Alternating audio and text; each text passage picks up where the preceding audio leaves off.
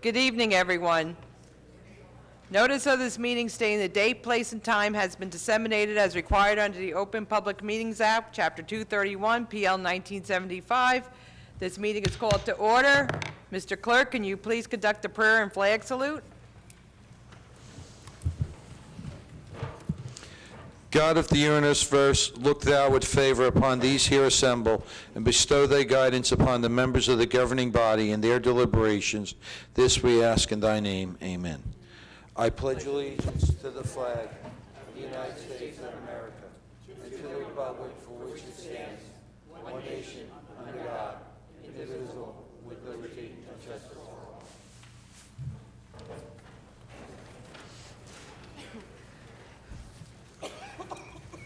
We apologize for coming out late on the floor. As you all know, yesterday was Martin Luther King Jr.'s birthday, so City Hall was closed. It was a holiday, but the council reconsidered.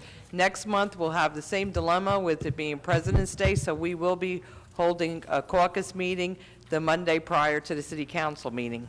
So, in the event of an emergency, the proper method of exiting the council chambers is through the 3 doors in the rear of the room. Occupants should proceed down the staircase, out the front door, and move away from the area of the front steps. Any member of the public wishing to speak during the public comment session at the end of the meeting, please sign in on the white sheets provided at the front of the room. Please turn off all cell phones and place them on vibrate. If you must take a call, please leave the council chambers to do so. Mr. Clerk, can you please call the roll?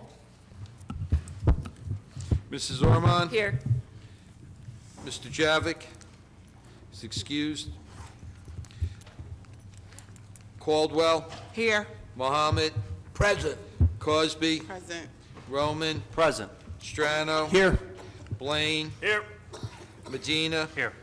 Hickey? Here. Mrs. Yamakaitis? Here. Approval of the minutes of the December 17, 2020 council meeting. Council President, I ask for approval of the minutes of the meeting on December 17th, 2019, and ask for a second. Second. Mrs. Ormond? Yes. Caldwell? Yes. Mohammed? Yes. Cosby? I abstain. Roman? Abstain. Strano? Yes. Blaine? Yes. Medina? Yes. Hickey? Yes. Mrs. Yamakaitis? Yes. Okay, we have Mayor Armstead. You have a presentation for the City of Linden School Choice Week. Yes.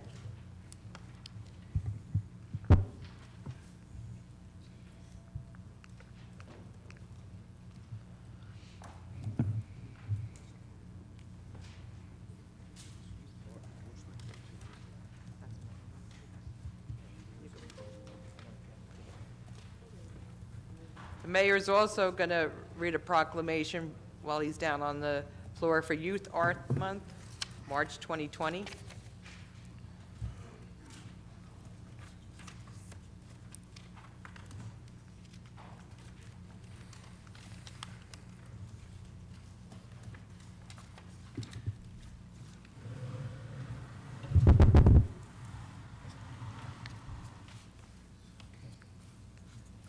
Good evening, everyone.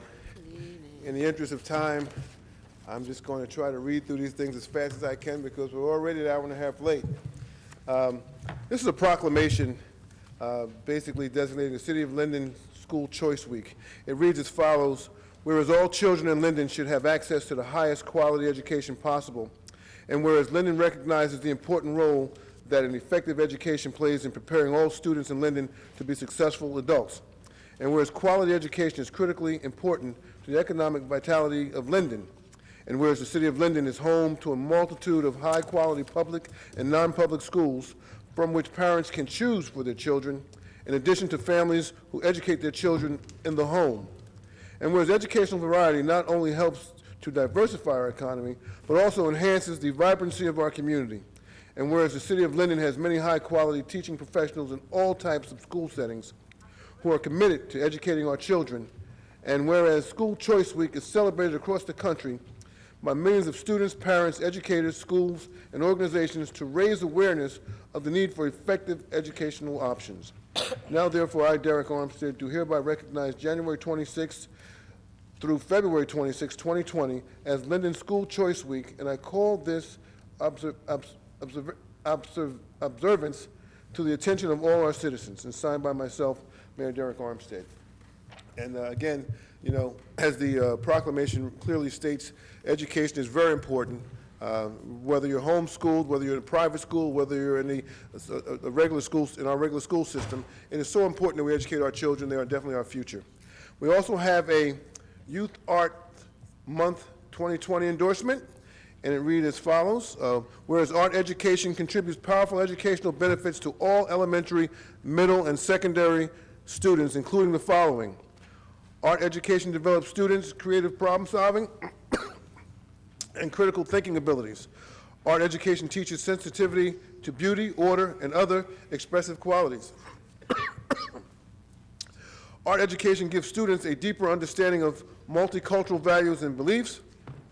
Art education reinforces and brings to life what students learn in other subjects, and art education interrelates students' learning in art production, art history, art criticism, and aesthetics. Whereas our national leaders have acknowledged the necessity of including art experiences in all students' educations. And whereas March is officially recognized as Youth Art Month, I endorse the observance of Youth Art Month and encourage and support the quality of school programs for children and youth. And it seems like we're a month early on this, okay? It's signed by myself. Maybe we'll read it again in March. Thank you all. Thank you, Mayor. Okay, we have no ordinances on hearing this month, so we're going to move on to the consent agenda items. All items listed with asterisks are considered to be routine by the City Council and will be enacted with one motion. There will be no separate discussion on these items unless a council member so requests, in which event the item will be removed from the general order of business and considered in its normal sequence on the agenda. Consent items number 1 through 9. Does any council member wish to have anything removed? Seeing none, could we have a motion, please? Yes, thank you, Council President. I'd like to make a motion to accept consent agenda items 1 through 9 and ask for a second, please. Second. Mrs. Ormond? Yes.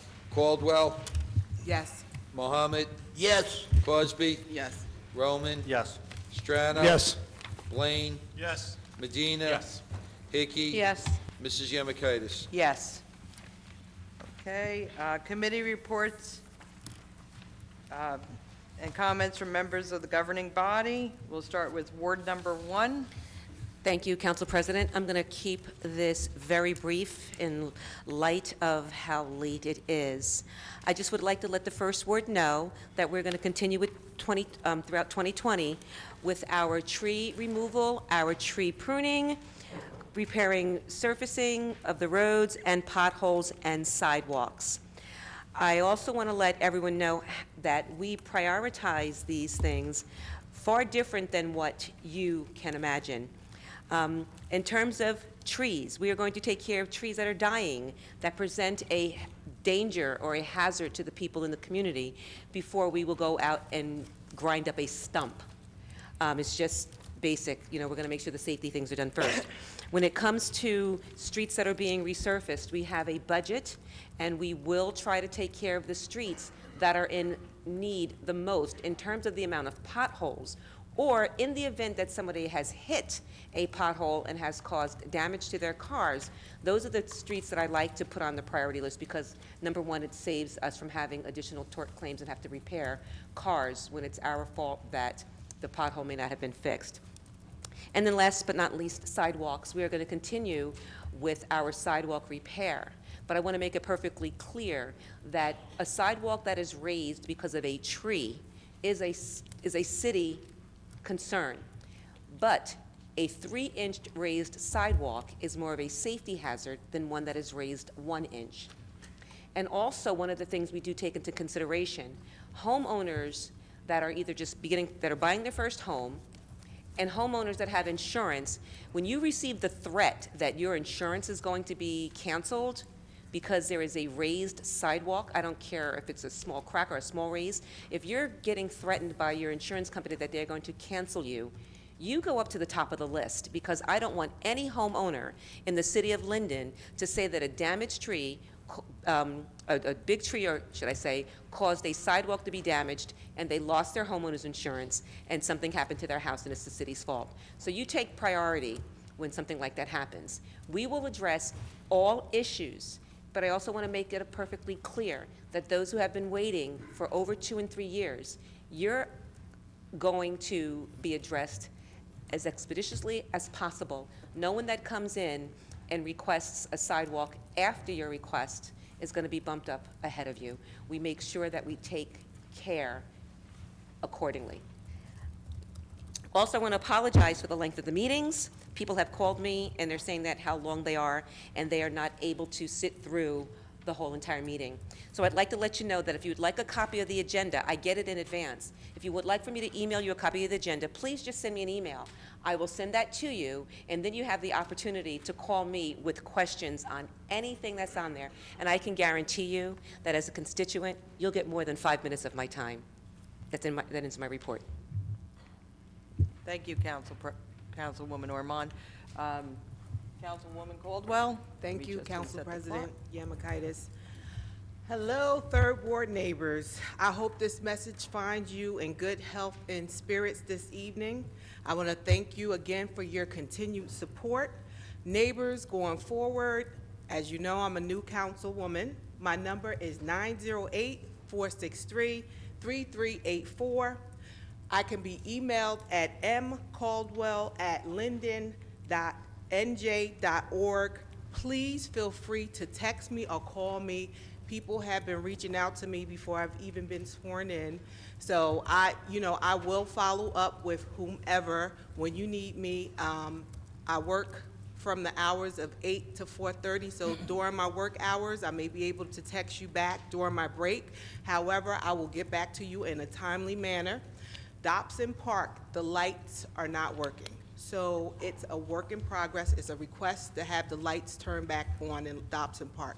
A lot of my neighbors have been complaining that the lights have not been working for some time. So the engineering department is working on it. And I'm going to have my first community meeting at Linden Library on February 27th from 7 p.m. to 8 p.m. where you get to meet and greet me, and we can discuss different ideas. And that's the end of my report. Thank you, Councilwoman. Councilman Mohammed? Thank you, Council President, and good evening. Good to be back. Missed last meeting due to the flu. I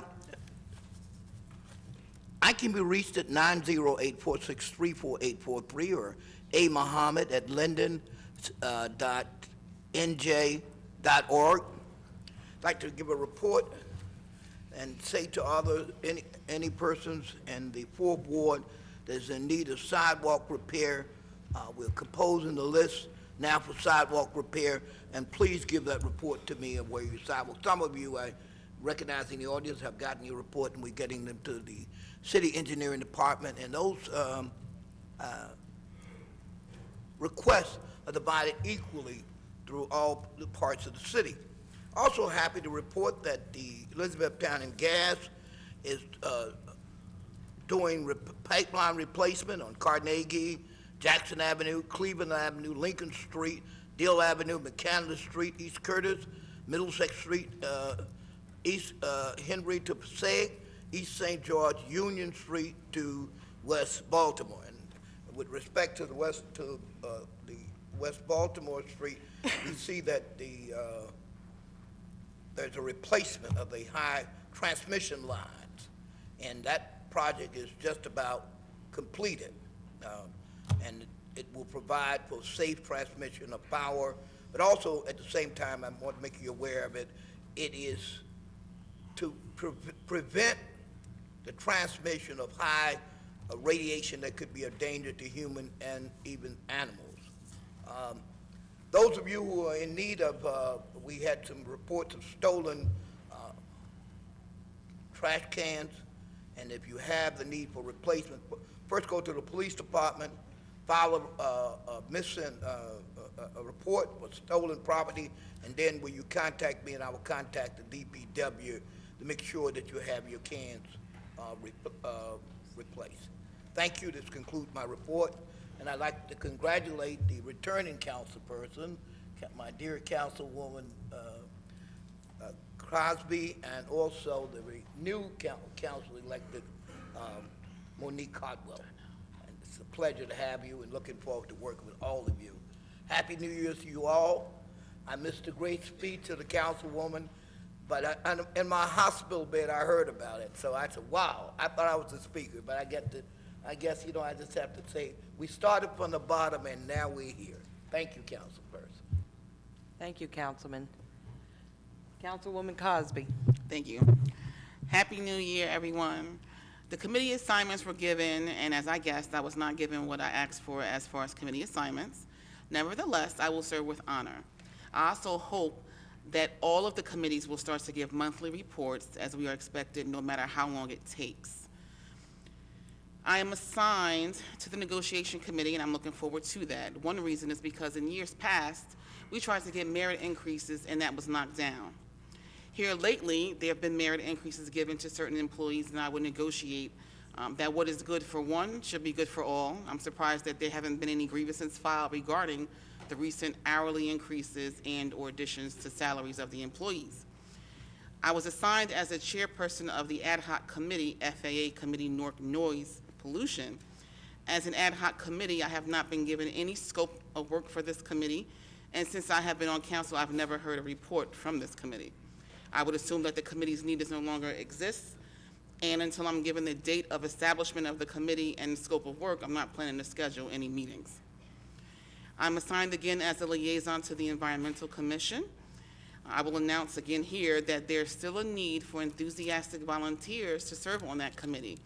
Anyone who is interested in serving is asked to complete a volunteer service form and return that to the office of the city clerk.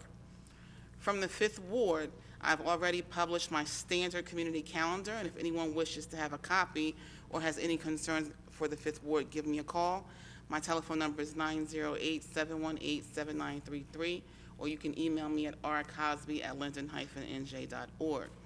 Our January community meeting was held and was sponsored by Linden Municipal Alliance, and unfortunately, we were not able to have our training on the Narcan, and we hope to reschedule that for the April community meeting.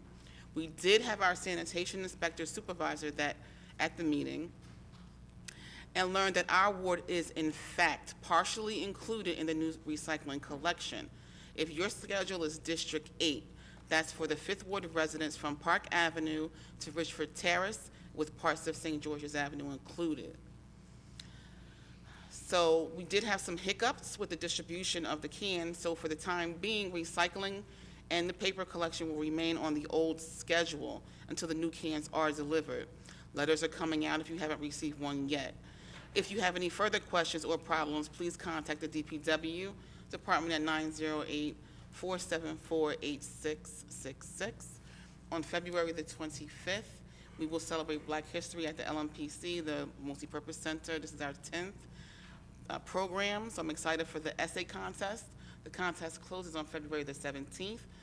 All of the principals have been given the details of the contest, and cash will be awarded for 1st, 2nd, and 3rd place. So that concludes my report. Thank you, Councilwoman. Councilman Roman? Thank you, Council President. I would like to start my 6th Ward. I would like to read a report from the clerk committee that I've been assigned to as chairman. Following license permits, transcripts issued to the city clerk's office during the month of December. Fees have been received, and they've been turned over to the municipal treasurer's office.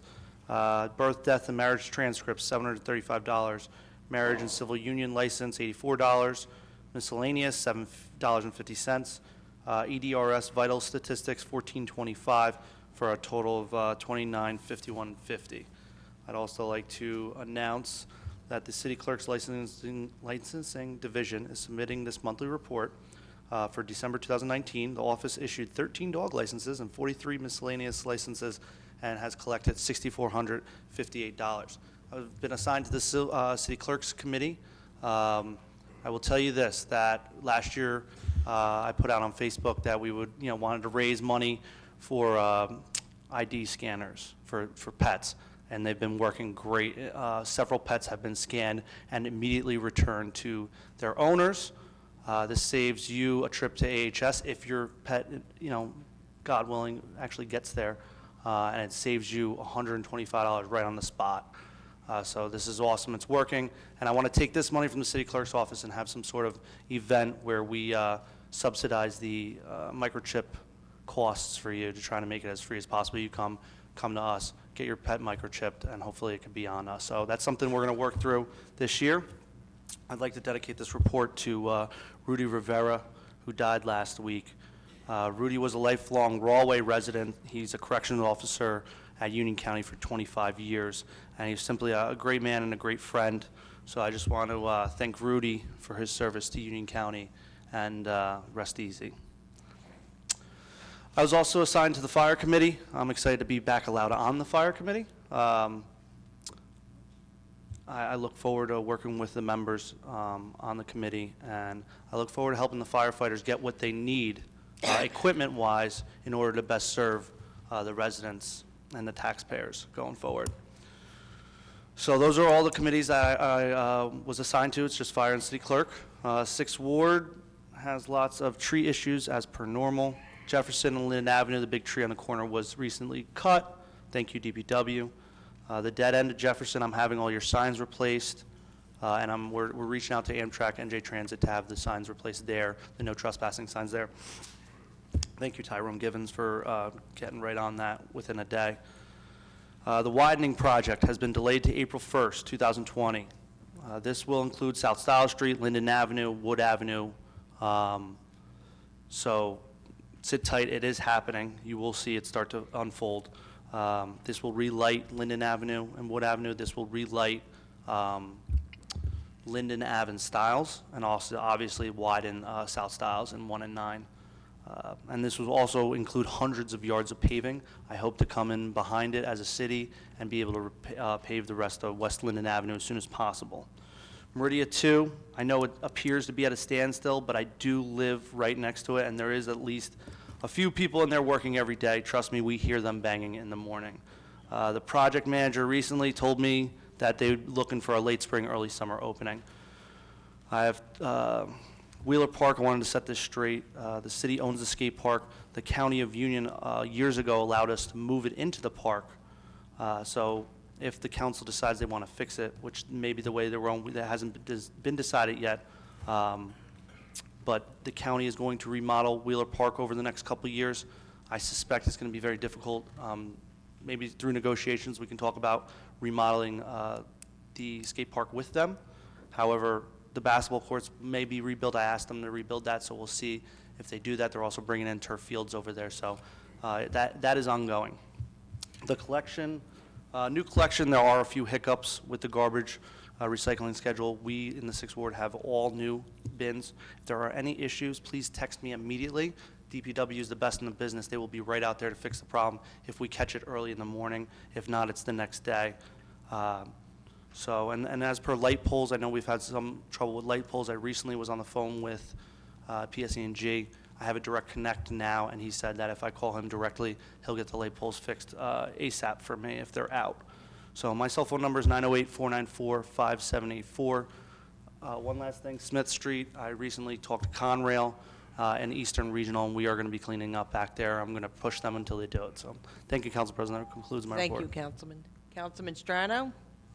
Thank you, Council President. I have 6 items on the personnel agenda.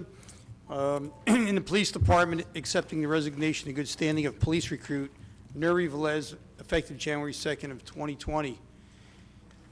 B is accepting the resignation in good standing of police recruit Scarlett Starr, effective January 3rd of 2020. C is the approval to appoint 2 police officers, Dolph Joseph and Markel Parker, effective February 3rd of 2020, pending successful completion of all pre-employment requirements.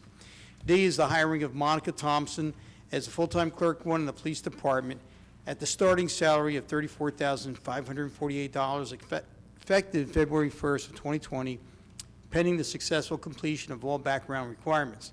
E is the promotion of the following individuals effective February 1st, 2020. This is Officer James Schulhafer to the rank of sergeant at an annual salary of $108,000. Sergeant Robert Sanchez to the rank of lieutenant at the annual salary of $124,000. And Lieutenant Joseph Casiopo to the rank of captain at the annual salary of $152,980. F is the approval to post for Clerk 1 in the Police Department. 2, in the Mayor's Office. A is the retroactive appointment of Courtney Theodule as student assistant at the rate of $11 per hour, not to exceed 20 hours per week, from January 7th, 2020 through January 17th of 2020.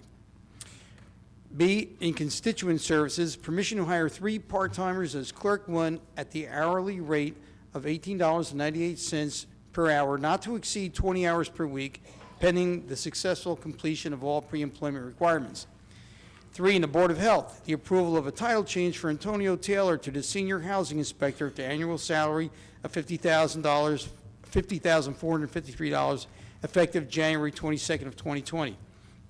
B is the approval to transfer for William Reynolds to the position of a housing inspector at the annual salary of $38,000, effective January 22nd of 2020. C is the approval of a title change for Alexis Rivera to Clerk 3 at the starting annual salary of $49,451, effective January 22nd of 2020. D is the approval to post for a full-time Clerk 1, both internal and external, in the Board of Health Department due to the existing vacancy. 4, in the Department of Community Services, Public Works, the promotion of Javier Rivera to Heavy Equipment Operator, Class A CDL, effective January 22nd, 2020, at the starting annual salary of $60,000. B is the promotion of Jason Petaway to Road Repair, effective January 22nd, 2020, at the hourly rate of $17 per hour. C is the approval to post for 2 laborers positions in the Public Works Department. D, approve the re-advertising for the position of senior engineer statewide. E is the appointment of Sherelle Hardwick-Williams from part-time to full-time Clerk 1 in the Public Works Department at an annual salary of $34,548, effective January 22nd of 2020. The engineering A, the appointment of Nicholas Pantina, city engineer, as the Director of Community Services, effective January 22nd, 2020, at the annual salary of $155,000. 6, in personnel approval for the carryover of 2019 vacation days to be utilized no later than March 31st of 2020 for the following employees: Rebecca Totoli, 1 vacation day; Leanne White, 2.5 vacation days; and Michael Frangella, 1 vacation day. B is the FMLA, NJFMLA leave requests, which are on file with the Division of Personnel. I move for approval and ask for a second. Second? No. Yes. Second. Under the present rules, yes. If we change them tonight, okay, let me just...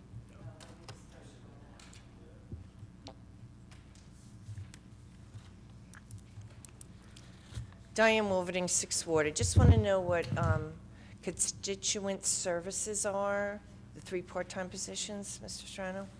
I think the mayor can answer that question. Yes, Ms. Wilverton, good evening. A few months ago, we basically established the Office of Constituent Services, and what we're trying to do, Linden is one of the only towns that has an existing social services. So what we're trying to do to, I guess, complement that division or that branch of our government by having an Office of Constituent Services that will be able to further the outreach. An example would be, we have a changing diverse community, so we're going to try to hire a person who will be able to help bring the different groups into the city, help them better understand services that are available. That person will probably be able to address the various, again, ethnic groups that are coming in. Another person will be utilized to deal with the senior population. And the third person, we would hope, would be able to deal with the disabled or people who are challenged. So we may get lucky. We may find a person who can address the language aspects of it and has some knowledge of people who are challenged. At this point, we just don't know how we're going to try to make it all work, but one thing we do know is that Linden is one of the few towns that does have social services, and we're trying to do everything humanly possible to make sure that it's an effective operation. Not that it's not effective already. We have Mary Ellen Tango, who does an excellent job.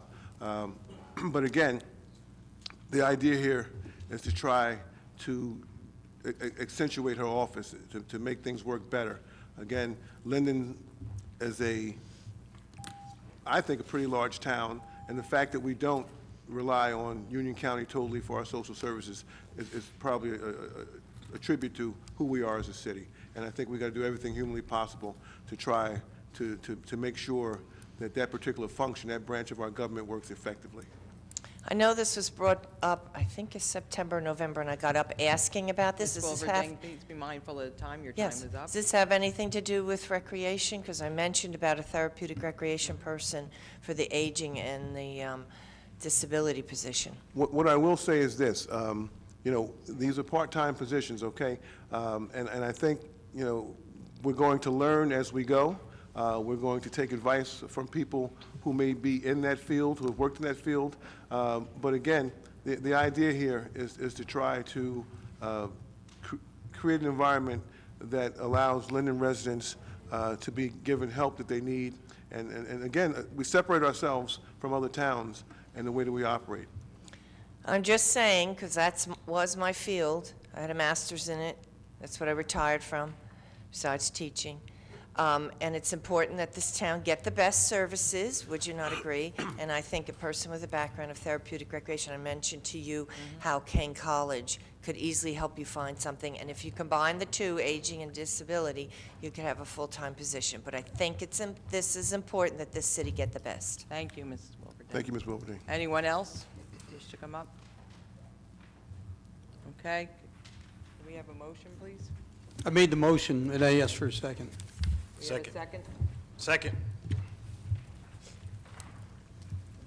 Roll call, please. Mrs. Ormond? Yes. Caldwell? Yes. Mohammed? Yes. Cosby? I abstain. Roman? Yes. Strano? Yes. Blaine? Yes. Medina? Yes. Hickey? Yes. Mrs. Yemakaitis? Yes. Thank you. At this time, I'd like to congratulate those officers on their promotions and the new hires. Thank you very much for your service.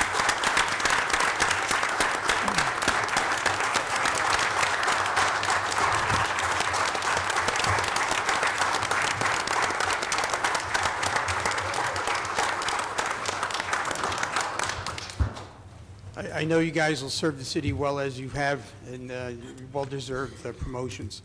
To continue, just a little piece of information regarding our recycling and our new schedules as we get acclimated to the new setup that we have.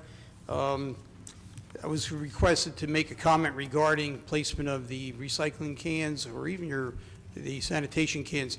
If you can avoid it, please don't put them in the street. It actually is more of a hindrance for the operation than if you just leave them up on the curb on the city right-of-way. That concludes my report. Thank you, Councilman. Thank you. Councilman Blaine? Good evening, everyone. I'd like to give a report from the Budget Review and Finance. Councilwoman Ormond is chairwoman, myself as a member, and Councilwoman Javik is also a member.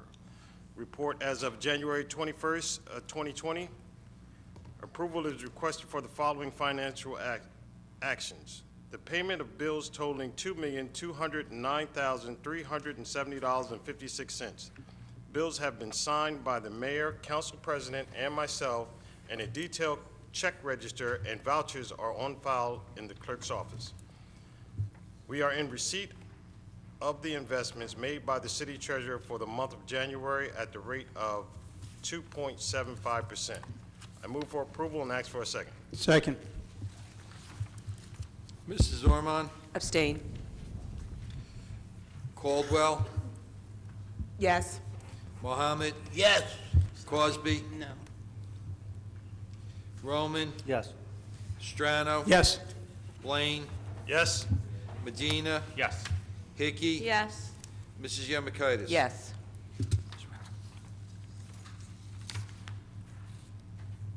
As I'm very fortunate to have been appointed chairman of Parks and Recreation.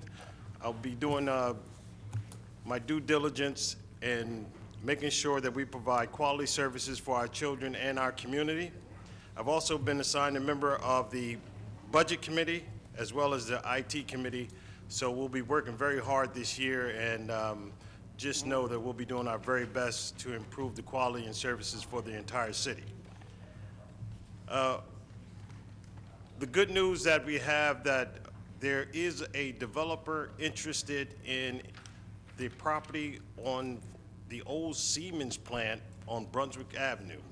This is great for the community because that's been an eyesore for a long time, and those people that live on that avenue, they have many problems with the sewage and the street pavement. We've also will be in contact with the with the engineer of the city to see if we can get that street paved, because it was due to get paved last year on the last year, but we're going to see if we can get that done this year. There's some tree issues that we have in the ward that we will be addressing. I've also have a lot of requests from the 8th Ward residents on the new recycling bins. Just ask you to be patient. The cans are coming. Some residents have received theirs already. Others are on the way. Just be patient, and we'll get to that, and that will conclude my report. Thank you.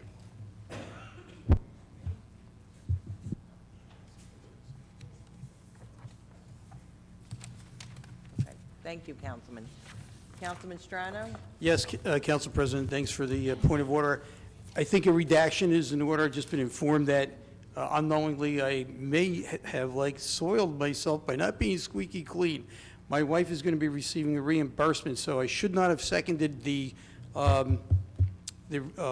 report, the finance report, and I should have abstained on voting on it as well.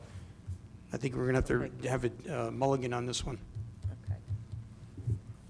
All right, can we have someone else second that, please? I second it. Okay. And Mr. Antonelli, do we have to redo the whole vote again, or no? Okay. Can you have a roll call, please? Sure. Mrs. Ormond?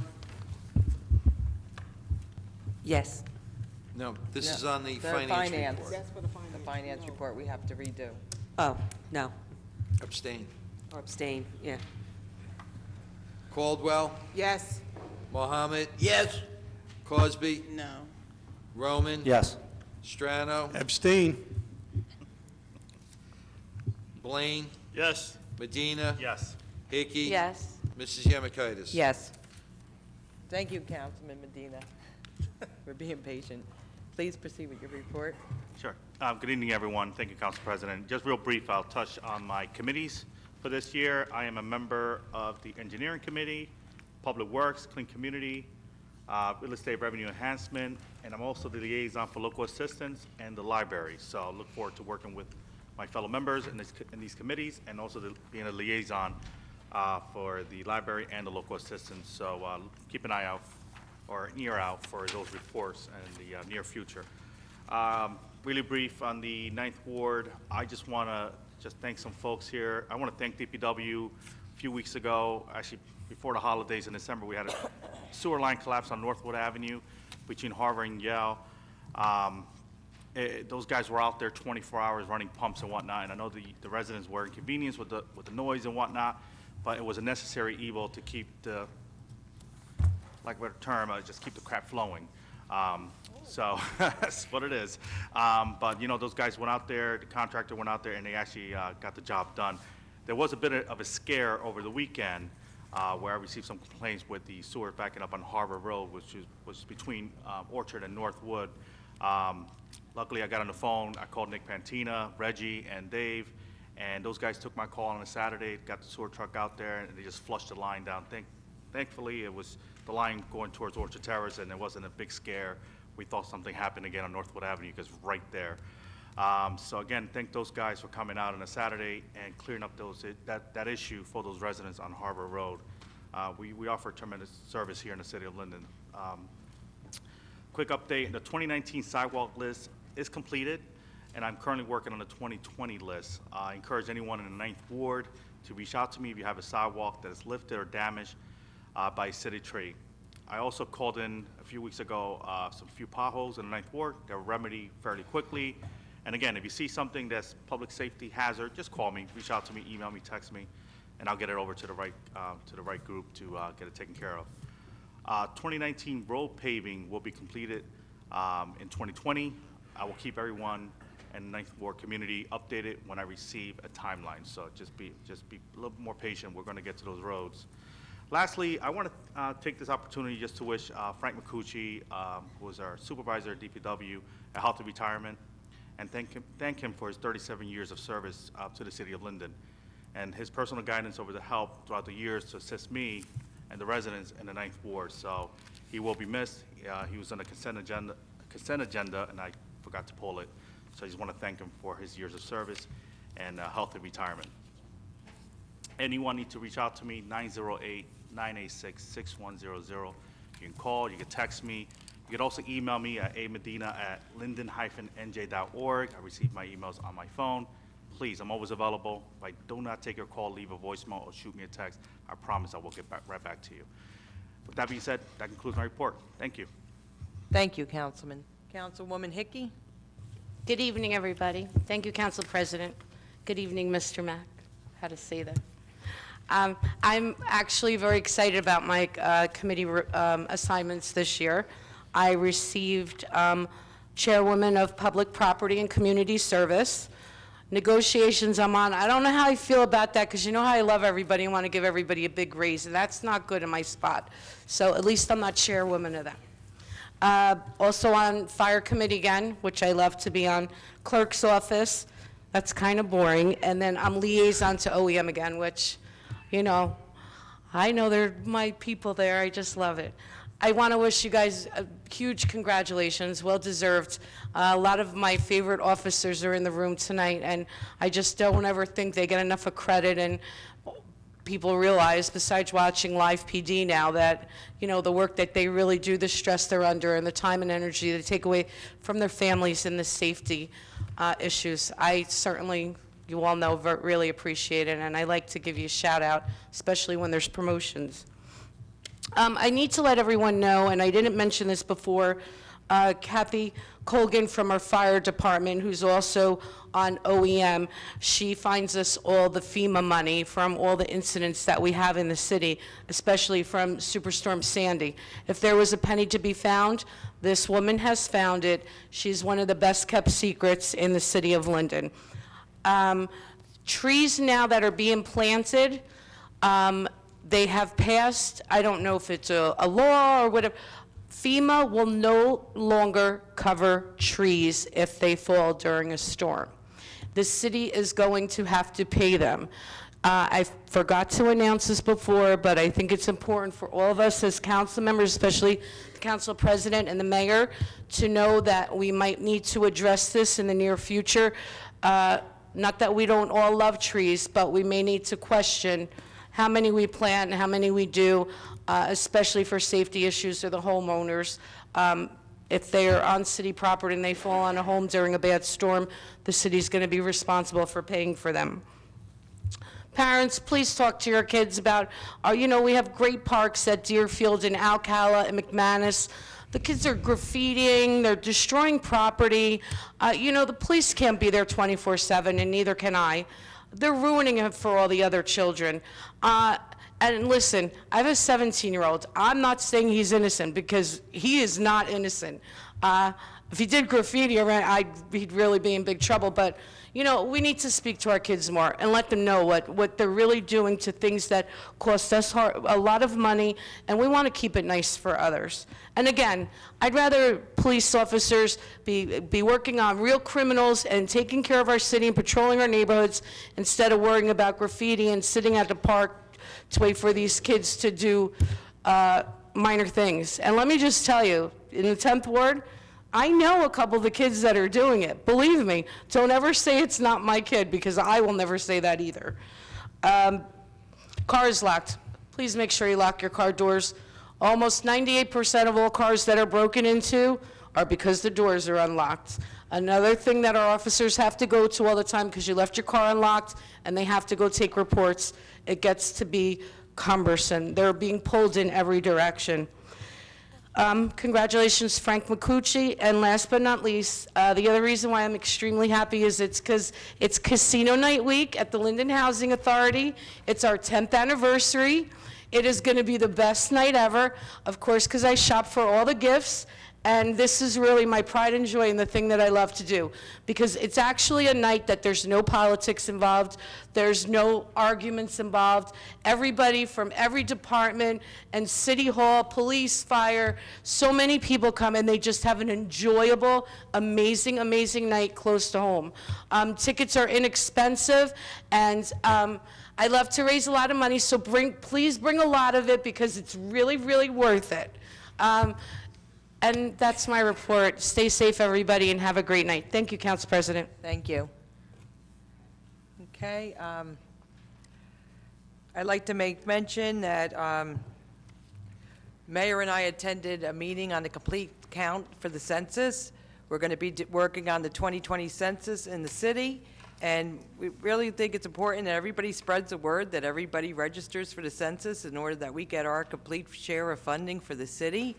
We'll be reaching out to houses of worship, schools, so as the year progresses, you'll be hearing more about it. So please, if anybody asks you, please encourage them to register for the census. There's also jobs available with the census. You could go on the website, which is www.census.gov, and apply for a job. They're still looking for canvassers, and there's all different types of positions. I know some people said they had applied and had not heard anything, and they explained to us that now is where they're really going to be kicking it into gear and hiring people. So please, if you haven't, please apply if you're interested. I'd like to also mention we have 2 retirements from the city this evening. We have in the Public Works Department Supervisor Frank McCucci, as well as Police Captain James Sarnicki. And on behalf of council, I'd like to wish them the best of luck in their retirement and health and happiness. Mayor, I'll start with your report now. Good evening, everyone. First of all, I'm happy to announce that last week our Veteran Planning Board unanimously approved the final site plan approval for Meridia 1001.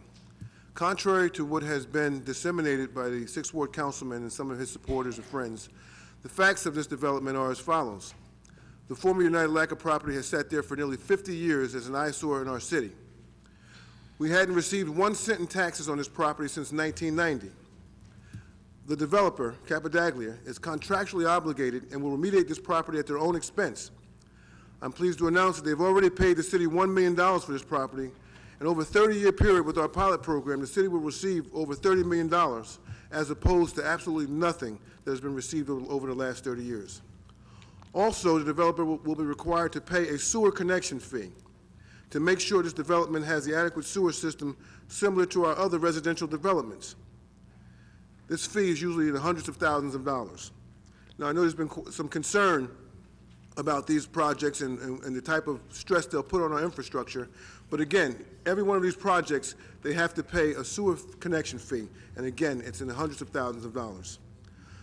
I would also like to remind you about the developer building the product, the developer building product that some are saying is not up to code. It's ridiculous to make that statement. We have engineers, and we have our planners, and we have our construction code officials who do a good job at making sure and ensuring that the material and the quality of material on the buildings is adequate. There has been a lot of hearsay and conjecture about Capitaglia's building that burnt down in Bound Brook. And many were saying, oh, he's using inferior products, that's why the building burnt down. Well, the fact of the matter is the building burnt down because it was a crazy person, an arsonist, went over and took a match with gasoline and burned the building down. So, you know, we have to refrain from hearsay and conjecture when it comes to something, a tragedy of this proportion. I don't think anybody who outlays that kind of money to build a project would put a match to it, because number one, just because your building burns down, the bank doesn't say, hey guys, you don't have to pay us back right now. We're going to forego that loan, that $25 million loan that you took out. You don't have to pay it back because your building burned down. No, you still have to pay the money back. So when we have people who add fuel to the fire, for lack of better words, it doesn't do us any good. So I think this project is going to be beneficial to the city, and it's going to, again, help us to continue along the path of stabilizing property taxes. In fact, what we've been doing is lowering the property taxes. As mentioned at the previous council meeting, my LEDC director, Alex Laspinosa, our redevelopment council, McManaman, Scotland, and Bowman, and our financial professionals at NW will be hosting a redevelopment educational forum on February 19th from 6 o'clock to 9 p.m. at our JTG Center to discuss the basic redevelopment concepts and provide further clarity on our existing redevelopment projects. And this, again, will help people to understand better what pilot programs are about. I'd like to take this time to congratulate now Sergeant Schulhafer and now Lieutenant Sanchez, and last but certainly not least, Captain Cassiopa. You all are deserving. I've been working for the city for 27 years, and some of you, I've been here before you got here, but I'm very proud of you all. I've had a chance to watch you all work, and I think you're going to do a great job, every last one of you. You've got a great bunch of guys that work above you, and a great bunch of guys, well, some of you who are captains now, you won't have a bunch of guys working above you, you just have one guy working above you. But you guys have a great bunch of young recruits and police officers that will be working underneath you, and I'm confident you guys are going to put them in the right direction and continue to make Linden Police Department the best that we possibly can be. I'd like to congratulate James Sarnicki on his retirement. James is leaving as a captain. Sometimes, you know, unfortunately, you have to retire as a police officer at 65 years of age. Trust and believe. James Sarnicki, in his shape, could probably be a police officer until he's 75 years old. The guy's in good shape, and he does a good job. So he will be missed. I would hope that some of you younger recruits and some of you gentlemen who are moving up the ladder. Mayor, your time's up. Okay, You need thank you. additional time? Thank you, Council President. I would hope that some of you guys would learn from some of his experience, and I'm certain that you'll all do a good job. Last but certainly not least, as mentioned by the 7th Ward council person, the garbage schedules have changed in various areas of the city. If you've not received a schedule or you're unsure of how you should handle your garbage, please don't hesitate to call my office. The number is 908-474-8493. We will make sure that you get a schedule so that you will know the proper time to put your garbage out and your recyclables. And that concludes my report, Mrs. President, and thank you very much. Thank you, Mayor. Okay, we're going to now move on to resolutions 22021 through 2019, 22080. Yes.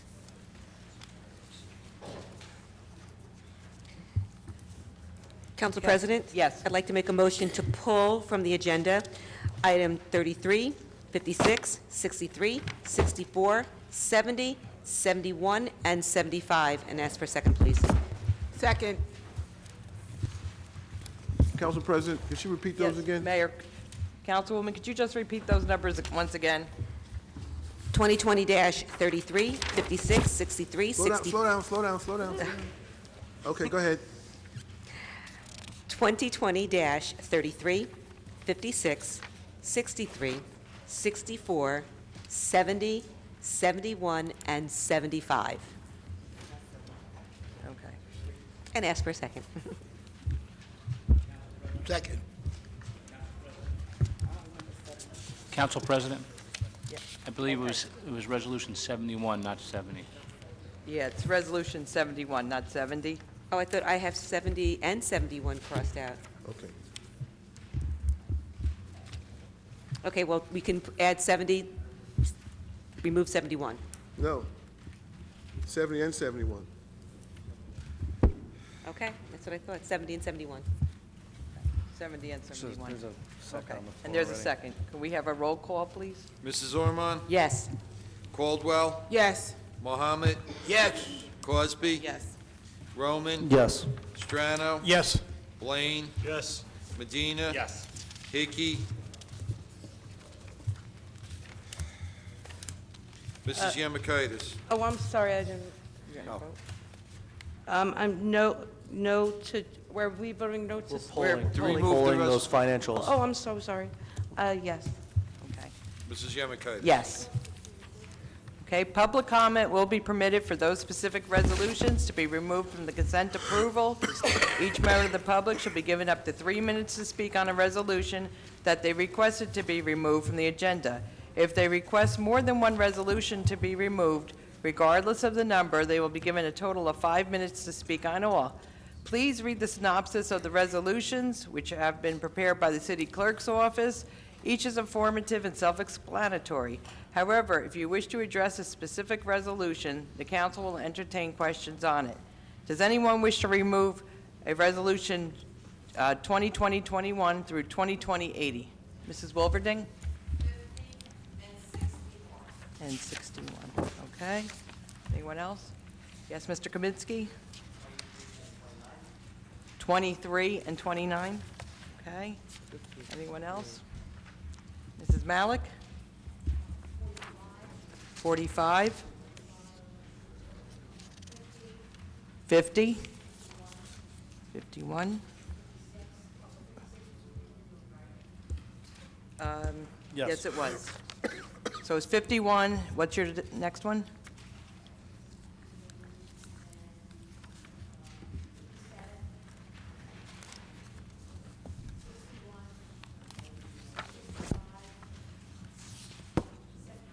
And 73. Okay. Mr. Herberg?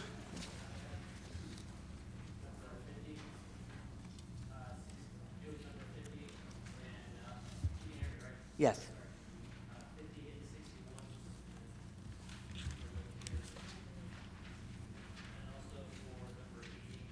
80. Okay. Anyone else? 50 and 61?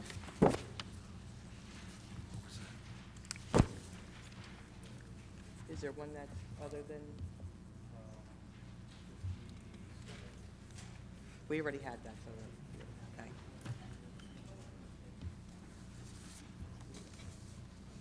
What? Okay. Is there anyone else? 50 and 61. Can I have your name, please? I can't hear you. Okay. Savar. Okay. Anyone else? OC.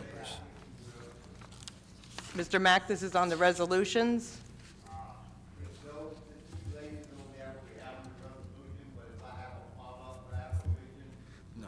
You have to pull them now, Mr. Mack, the resolutions that you'd like to speak on. Those are,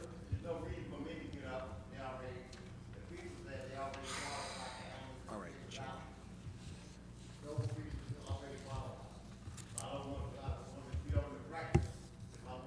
you want the same resolutions that Mrs. Malik pulled? The same ones as Mrs. Malik? Okay. Okay. Okay. All right, Mr. Okay, thank you, Mr. Mack.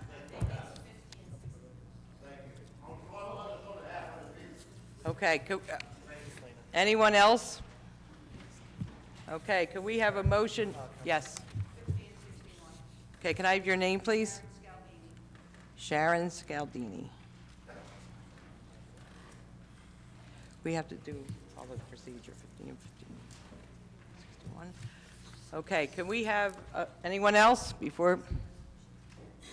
Okay, can we have a motion on the remaining? Council President, I'd like to make a motion to approve resolutions 20-21 through 2020-80, with the exception of 23, 29, 45, 50, 51, 57, 61, 65, 73, and 80. Did I miss any? 56? 56 was removed already. Okay, 56 was removed, okay. And ask for a second, please. Second. Mrs. Ormond? Yes. Caldwell? Yes. Mohammed? Yes. Crosby? I am abstaining on 58 and 52, and I'm voting no to 32, 46, and yes to the rest that have not been pulled. Roman? I'm abstaining on 58 respectfully. I am also, actually, I have to abstain on 52. I'm also abstaining on 80. I was pulled. It was pulled? 80 was pulled? No further comment. No. Okay, thank you. Voting, sir, you're voting I yes. vote yes to the rest. Thank you, clerk. Strano? Yes. Blaine? Yes. Medina? Yes. Hickey? Yes. Mrs. Yemakaitis? Yes. Okay, Mrs. Malik, we'll start with you.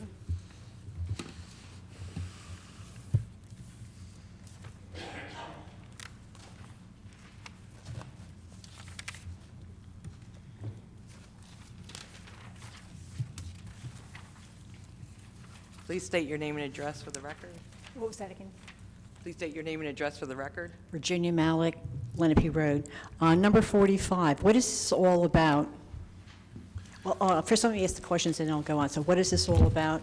Number 50, I just hope that with this parking that they're going to be doing, that it's going to really impact the current parking. If they're going to be going to deck parking, I'd be interested in knowing about this. On 51, there's a question about why are we waiving the residency requirement? Has this set a precedent, or have we done this before? On 56, we skipped that. On 57, was there something about this last month with, I'd like to know more about the awarding of this contract for public relations services, because I thought last month or so that was brought up. On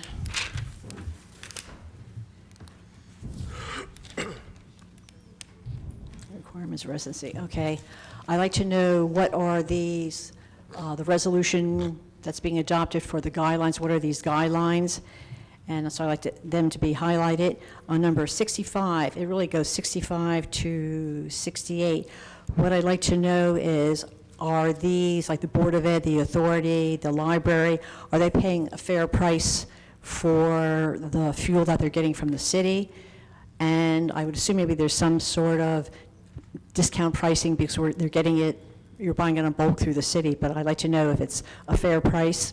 And then on 73, I just want to make sure that the resolution for the committees in cooperation, is this Pastor Pam that is doing the consulting services for, I just want a confirmation of that, for the Linden First employment, and I think that's it.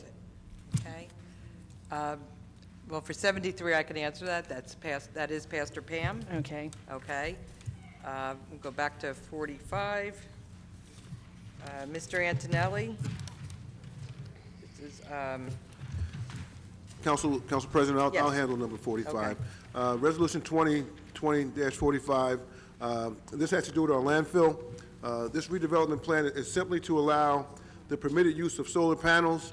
I think in the original resolution, It's at 17 acres, but we're allowing 20 acres of the property.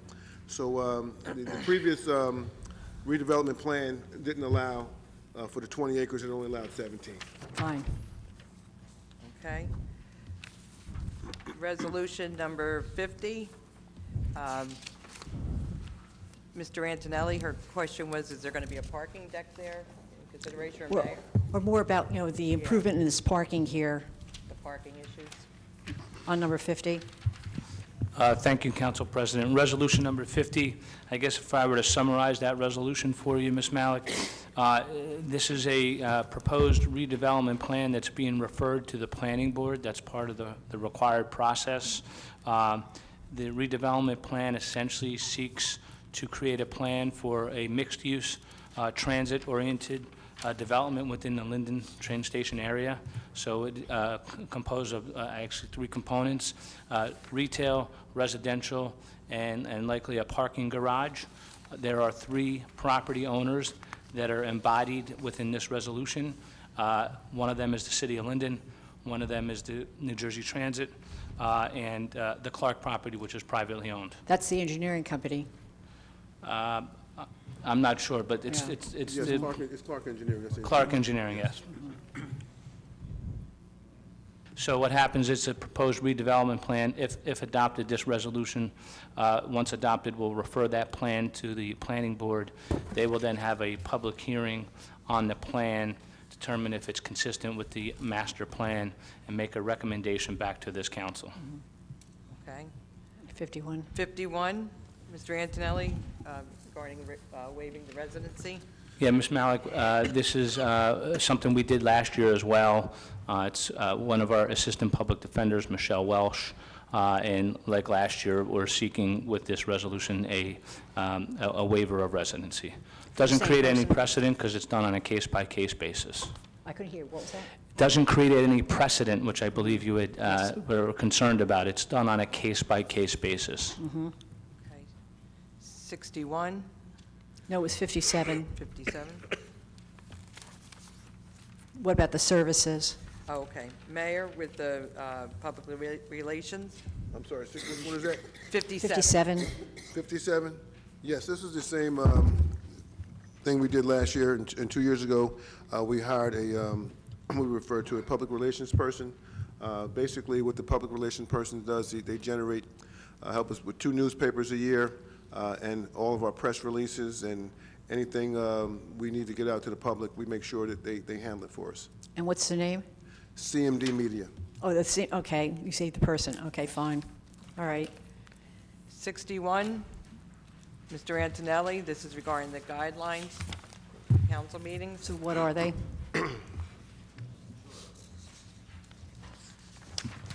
This resolution, Ms. Malik, seeks, if approved, will amend the guidelines for both the public meeting as well as the caucus meeting that's held on Monday night. I'll give you the overview of the changes. So there are several changes that are being proposed. Some of them affect members of the public, some of them affect members of council. These guidelines seek to do a number of things. If you just bear with me.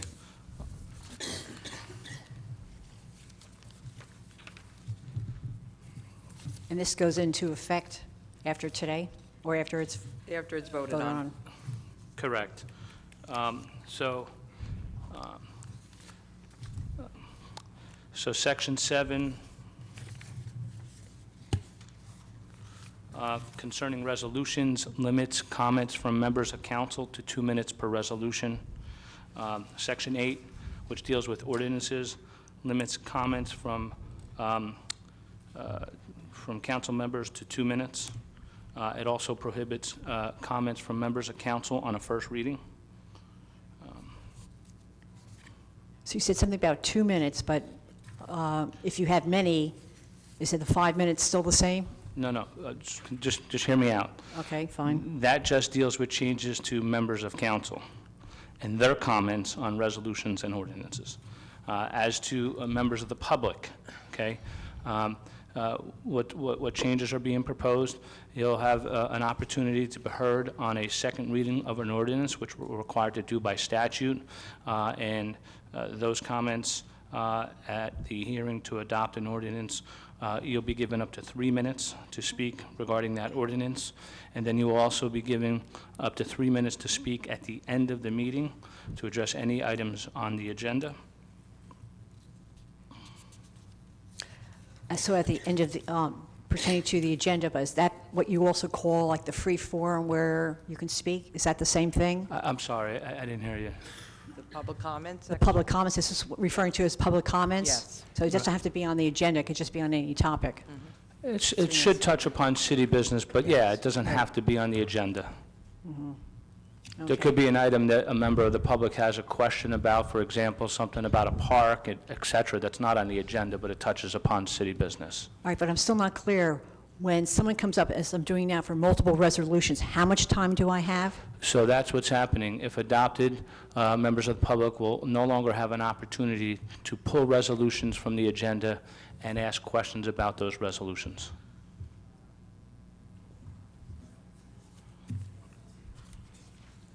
Wow.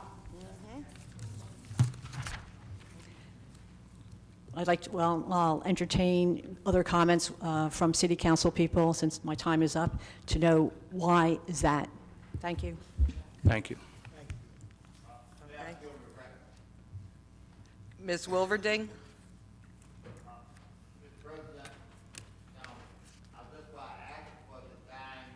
You will get called up, Mr. Mack. You will get called up when I... Diane Wolverding, East Morse Avenue. Number 50, Clark Property, that's where Quick Check is, correct?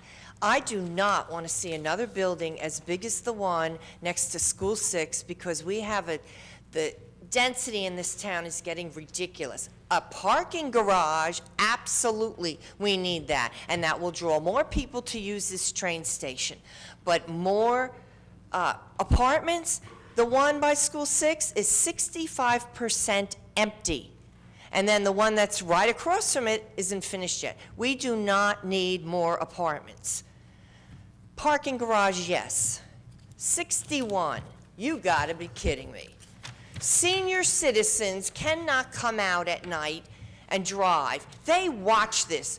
Virginia and I both get comments when we're around in the city, thank you for asking these questions, because they can't come out. Unless you want them storming the mayor's office, they need to know what's going on, and I consider that suppression of my right of speech. I should be given 5 minutes, and I don't come up here and rattle on and on and on. I ask direct questions to get direct information, and the senior citizens deserve that, as do the other taxpayers. There's not many people sitting here, but there's a lot of people watching. I also heard that in the later time when we're talking, what do you call it, public session, that the camera's going to be turned off for that, that won't be out there for the senior citizens to see like they do with the school board. That is not right either. Again, suppression of speech.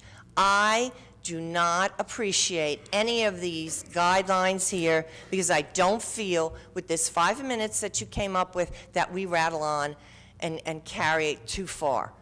I am totally against this, and I will be watching who is voting for this, and I want the senior citizens to pay attention, and you should complain about this. Not happy. Ms. Wilverding, I just want to correct a misconception that somebody gave you. We will have the public portion, it will be aired, but it would be 3 minutes is what the proposed guidelines are. Okay? See, Mr. Kaminsky?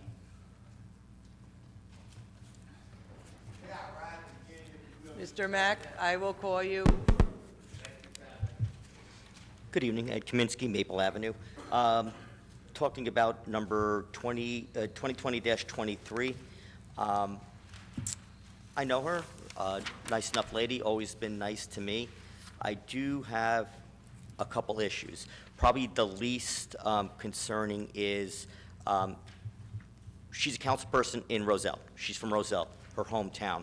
I recall there were some issues last year, early last year, also going back into the end of the prior year, with her attendance at the meetings as they were, because the council meetings there in Roselle coincided the same day, and I believe the same time as the SID meetings. So how are you going to be, in essence, promoted to chairman when there may be a scheduling? Now, I'm hoping you all did the right thing, or whoever put this resolution and had those discussions, but that was an issue in the past, and unless something changed, I suggest we kind of look at that a little bit closer. More concerning, the business she owns is right across there, the restaurant. And again, unless she got waivers, I myself, and I'm not, one that knows all the regulations, but obviously, painting up the side of your building against, I think that's against some regulations to do. I know most other people cannot, including some other business owners that I talk to. They're not allowed to paint the sides of their buildings like that. There's wires hanging out when you walk by from the second floor. And of course, the smell you smell sometimes, and all the grease, the walkway is black. Okay, so if you don't believe me, you may get a waft when you walk out tonight. It's from over there. Just take a look across, look at the condition of the area around it. And this was also the business that had a ton of issues with the trash, throwing trash all over the CVS, leaving it. So there's not a good track record there. And even to mention, I think it was some of her constituents, customers, that tore apart that little garden, little planting area that a citizen was very nice enough to buy flowers for out of his own pocket. And I believe there was also some help from the city too, one of the departments there too. So I got some serious issues with this. Nothing personal, but I think we need to do a little bit more kicking the tires when giving a promotion like this about such a very important and steering type position. Last one, 2029 resolution authorizing a voluntary furlough program. Just not sure what that's all about. I know in the private sector, when we see that, that's typically the low-hanging fruit, if you will, to go out there to add before layoffs happen. So just, hopefully I'm not right there, but I just want to see what that's all about. Thank you. Mr. Kaminsky, I could tell you with the SID, there was talk of changing the schedules of the meetings, so nothing's set in stone there.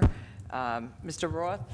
Yeah. Can you give a brief description of our voluntary furlough? Yeah, the Civil Service Commission permits a municipality to authorize a voluntary furlough program. It ultimately has to be approved by the state. And what it does is it gives the ability of our employees to take a unpaid furlough without losing seniority in the civil service system or through pensions.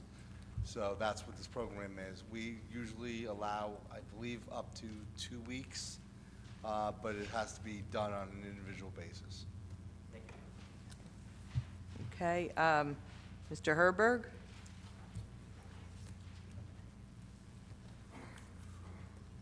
Please state your name and address. Hans Zerberg, 1501 Westover Road.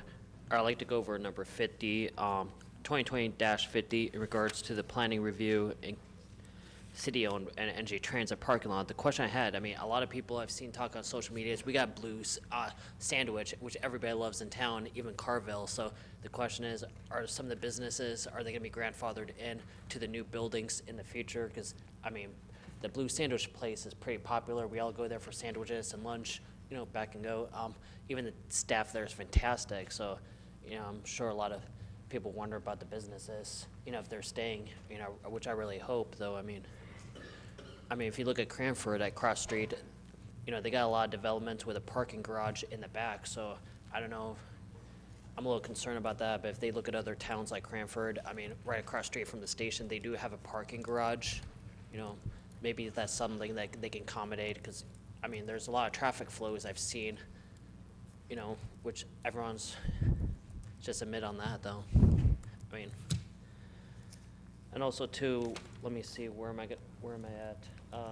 It was for number 61. I know a lot of people were very concerned about it, so in regards to 5 minutes to 3 minutes, though, and the concern I was had, I know a couple of people got interrupted in the past, so hey, if someone got paused, let's say if somebody was speaking and then they got interrupted, at least, you know, it seems fair if somebody could pause somebody, you know, tell the guy to be quiet or behave, you know, and let us continue. Or, I mean, if, you know, let's say we need to ask permission from you, you know, like, hey, Council President, could we have one more addition?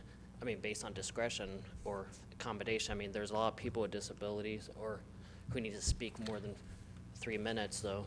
I don't know how that's going to work, though, but I really hope the resolution can come up, you know, what's best for the community. I mean, a lot of people on television are watching so late. I mean, come on. I mean, everybody's been fighting in the city, you know, back and forth, and I think the public, you know, I think it's fair for them to know what's really going on, though. I mean, the reason why they stay up late is seeing a bunch of people fighting back and forth for personal problems. I come here just for discussion and business, though, but not see a fight and drama. I mean, I think everyone needs to get along, and maybe the meeting be done quicker. Like, hey, if you got personal issues, just take it aside. Just don't take it to the public. I mean, I think that's fair. And also, too, the thing I want to point out, too, where the heck it was it? Number 80. Number 80, my question, it says for legal services concerning a matter and not to exceed $10,000. I mean, the question is, okay, is this the city, is this going to come up for our taxpayers' bills, or how's that going to go? Because $10,000 is a lot, though, and I know we got different attorneys there, and like whatever, I don't know if it's an employment issue or something, so, or a personal matter, but I just hope I don't get stuck, you know, with the taxpayer bills. That's pretty much it, though. Okay, thank you. That's all I got to say. Mr. Lospinoso, can you come up on resolution number 50? Mr. Herberg was asking if some of the businesses like Carvel will be grandfathered in. There are several people that requested discussion on 50. So the way the redevelopment law reads, if we were to move forward with condemnation proceedings, the developer would have to put in an effort to relocate them. If it does, the developer cannot do that, then the city would have to essentially do that.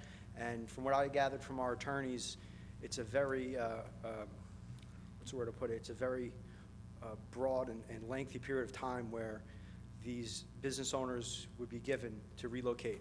So the law, from what I gathered, is really in their favor, so I wouldn't be too concerned on that. And then also, the way the redevelopment plan reads, the entire area on Wood Ave will have to be commercial property for retail, along with at least 100 feet around the corner on West Elizabeth Ave. So, Okay, thank you. thank you. Okay, and Mr. Antonelli on number 80? I'm sorry, Council President, may I Yes. just inject? I believe that we have the power and authority as a governing body when we negotiate our final redevelopment plan, that we could have the developer give deference to those businesses who are already located there. And I'm certain that, you know, some of the people who would be potential developers are well within their financial ability to do so. And on resolution number 80, Mr. Herberg was asking regarding the cost to the taxpayers. Sure, thank you, Council President. Sir, so this actually appropriation will come out of my budget. I have a budget for outside counsel, so it's already within the appropriation set for my budget. Okay, Mr. Mislon?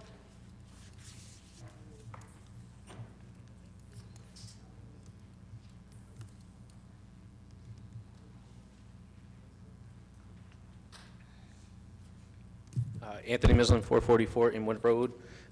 Resolution 50, I don't think anybody in the city will argue that we need some type of parking garage there, located there. But my concern is we can't do that without adding more housing again. We're going to get rid of current businesses there. And let's be honest, there's not a lot of businesses on Wood Avenue that people are going to frequent. Now we're going to get rid of them potentially. Why can't we just do the same parking structure and leave out the housing? That's going to add more to West Elizabeth Avenue, more traffic, more problems. Right now, mornings on West Elizabeth Avenue, 5:30 in the morning I travel on that street, there's at least a half a dozen to a dozen dump trucks every morning, making it extremely difficult. And that's at 5:30 in the morning. What's going to happen when you have more of these buildings, more traffic from the people that are going to live in those buildings. We can't figure out a way to add more businesses to Wood Avenue before we add more houses for people to not shop on Wood Avenue? I don't understand that part. And as far as 61, you're essentially stopping, and I understand the meetings do go long, but one, the public comment section of these meetings is not the part that takes the longest. It's the infighting, the arguing, the other things that are going on constantly. We'll see how that goes.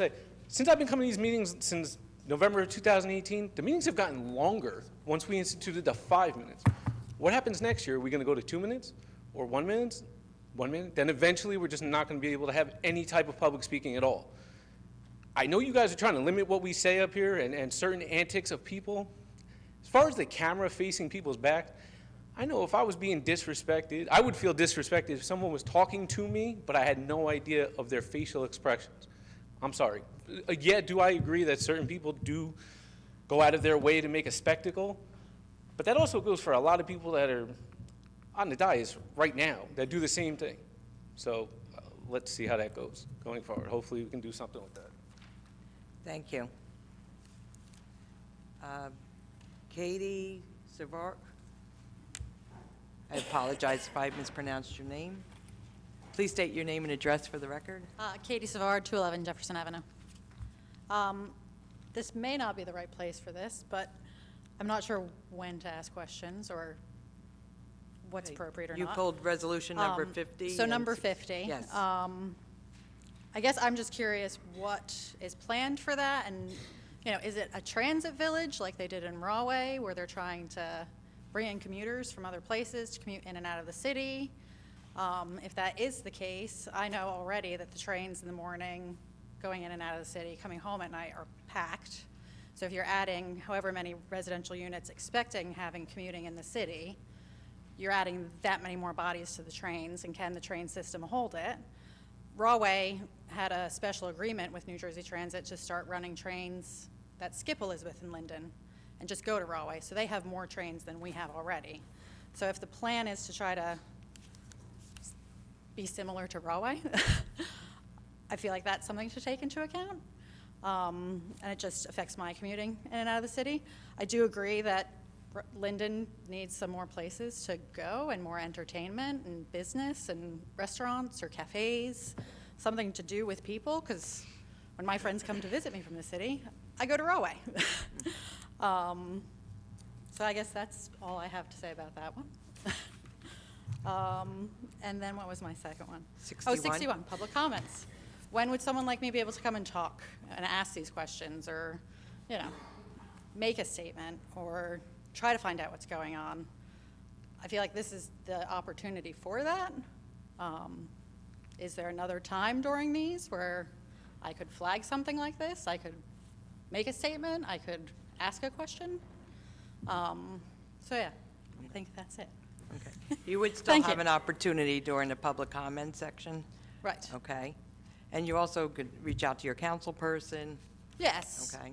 Which I can We talk do to my put our council agendas person online. also, but I just don't know being able to address everybody, because you guys make decisions as a whole. So just talking to my one council person. You can reach out to anyone on the dais. Right, but I get you here all at once, rather than having to individually contact you. So, I guess Mr. that's all. La Spinoza, can you come up regarding the transit village? Awesome. Thank you. You're welcome. I know you were in contact with New Jersey Transit, so Yes, maybe you so can- we've had several meetings with NJ Transit. We actually had one about 2 weeks ago. NJ Transit fully supports this redevelopment plan. And then also to clarify, the minimum retail space, it's 17,000 square feet of minimum retail space, again, as stated before, along Wood Ave and going around West Elizabeth Ave. This redevelopment plan also does not allow three-bedroom units and a minimum of 68% one-bedroom units, and also not one fewer parking space if you were to compare it to the city-owned parking lot and the NJ Transit-owned parking lot. Thank you. Thank you. Okay, Sharon Scaldini. Please state your name and address for the record. Sharon Scaldini, 824 Smith Street. So most of my questions have been answered. On 50, I know Mr. Antonelli has said mixed use, so we're talking about apartments and retail? So we need additional apartments, is that what you're saying? So the 2 apartment buildings? So, yeah, so a transit village concept envisions retail, obviously residential, and/or a parking garage. So with the 2 Meridia buildings, the new one that's going on, what is that? What is by Abigail's there? Elizabeth Ave. Right. We need another one? We Well, need something else on obviously, Wood that's Avenue? that's for members of council to decide, ma'am, but the one thing I will tell I just you... have a question, the one because thing I see like a lot of development.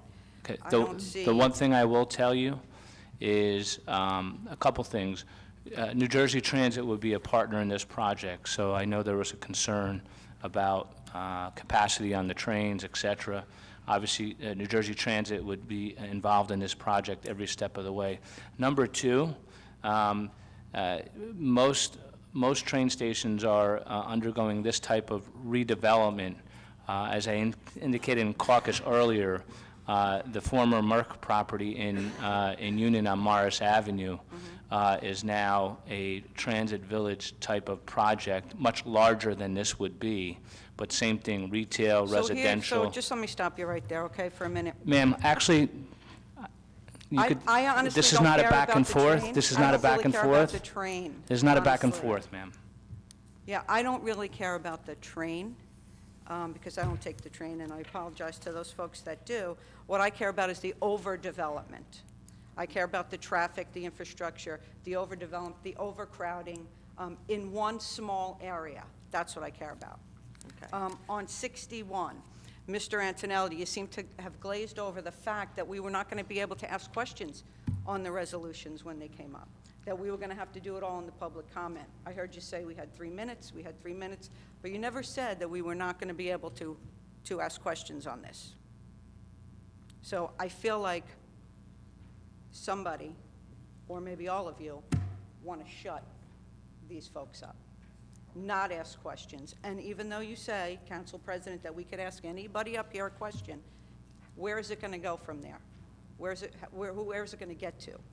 How are our questions going to be answered by whoever these folks are in here? That's what I want to know. We could direct you to them, ma'am. You could direct us to it. Council President, Yes. if I may, just as a reminder, Yes. we have We're not- Monday caucus meetings, which are our agenda-setting meetings that start at 6 o'clock. Obviously, tonight, that didn't happen because of the holiday yesterday, but we normally meet on the 3rd Monday of each month at 6 o'clock. At that time, you could have as many questions as you see fit on the resolutions that are on the agenda at that time. Council is asking questions at that time. You could also reach out to any of us at the meeting there. It's more informal, so please, my number's on the website. Please reach out and call me. Okay. All right? I will. Thank you. All right, Mr. Mack? Oh, thank you, President. Mr. Mayor, President of City Council, and members of council. What I have heard, and I have gave great praises to the proper representatives on behalf of the people. The people has told me on several occasions that they're a little bit tired. Mr. Mack, we're dealing with the resolutions right now. Bottom line, that's why I told you, I will be dealing with the resolutions that they spoke on. At Okay. the end, I asked for permission, if you will. We do them individually by number, so, Well, I don't have the numbers in front of me. okay, 50 and 61. 50 has to do with the redevelopment. Redevelopment. I'm talking about every ward in the city of Linden. I'm gonna make this couple, try to make it crystal clear. First, second, third, fourth, whatever ward you are. Nothing should be in your office without directing you. Should be in your office without permission of the people. And this, you're not getting the mayor's office without the permission of the people. That's why we have committee men and committee women, to make sure we got the agenda right. We would have to be here with this discussion. If the people said no, then why are we here discussing it? Bottom line, and that's not open for discussion on behalf of the people. There's no reason If the 8th Ward, I'm talking about the 8th Ward, I'm talking directly to you. If the 8th Ward said they don't want something done, they bring it to your attention, and you take it to the mayor, they say, they don't put it on the agenda. If my staff, not my staff, please, I ain't got no staff. Ain't got no staff. If the people said the answer is no, why are we here talking about it? The people said, if Lisa, I'm talking directly to you.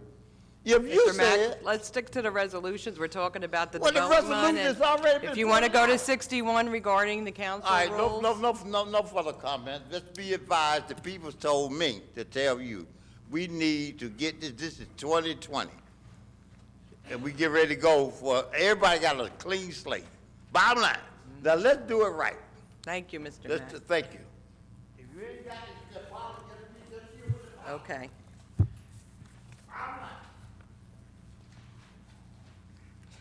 Okay, can we have a motion on the remainder of the resolutions? Council President. We will have. Council President, I'd like to make a motion to accept 2020-23, 29, 45, 50, 51, 57, 61, 65, 73, and 80, and ask for a second, please. Second. Discussion? Thank you. Councilman Roman? Thank you, Council President. I'm going to try to barge through these as I probably am limited mostly in my time. Resolution 57, awarding $17,000 to CMD Media. Again, I didn't vote for this last year. CMD Media is run by the mayor's campaign consultant. I think it's a little bit of a conflict of interest personally. He hasn't had very nice things to say about me via the internet. He lied, in my opinion, of course.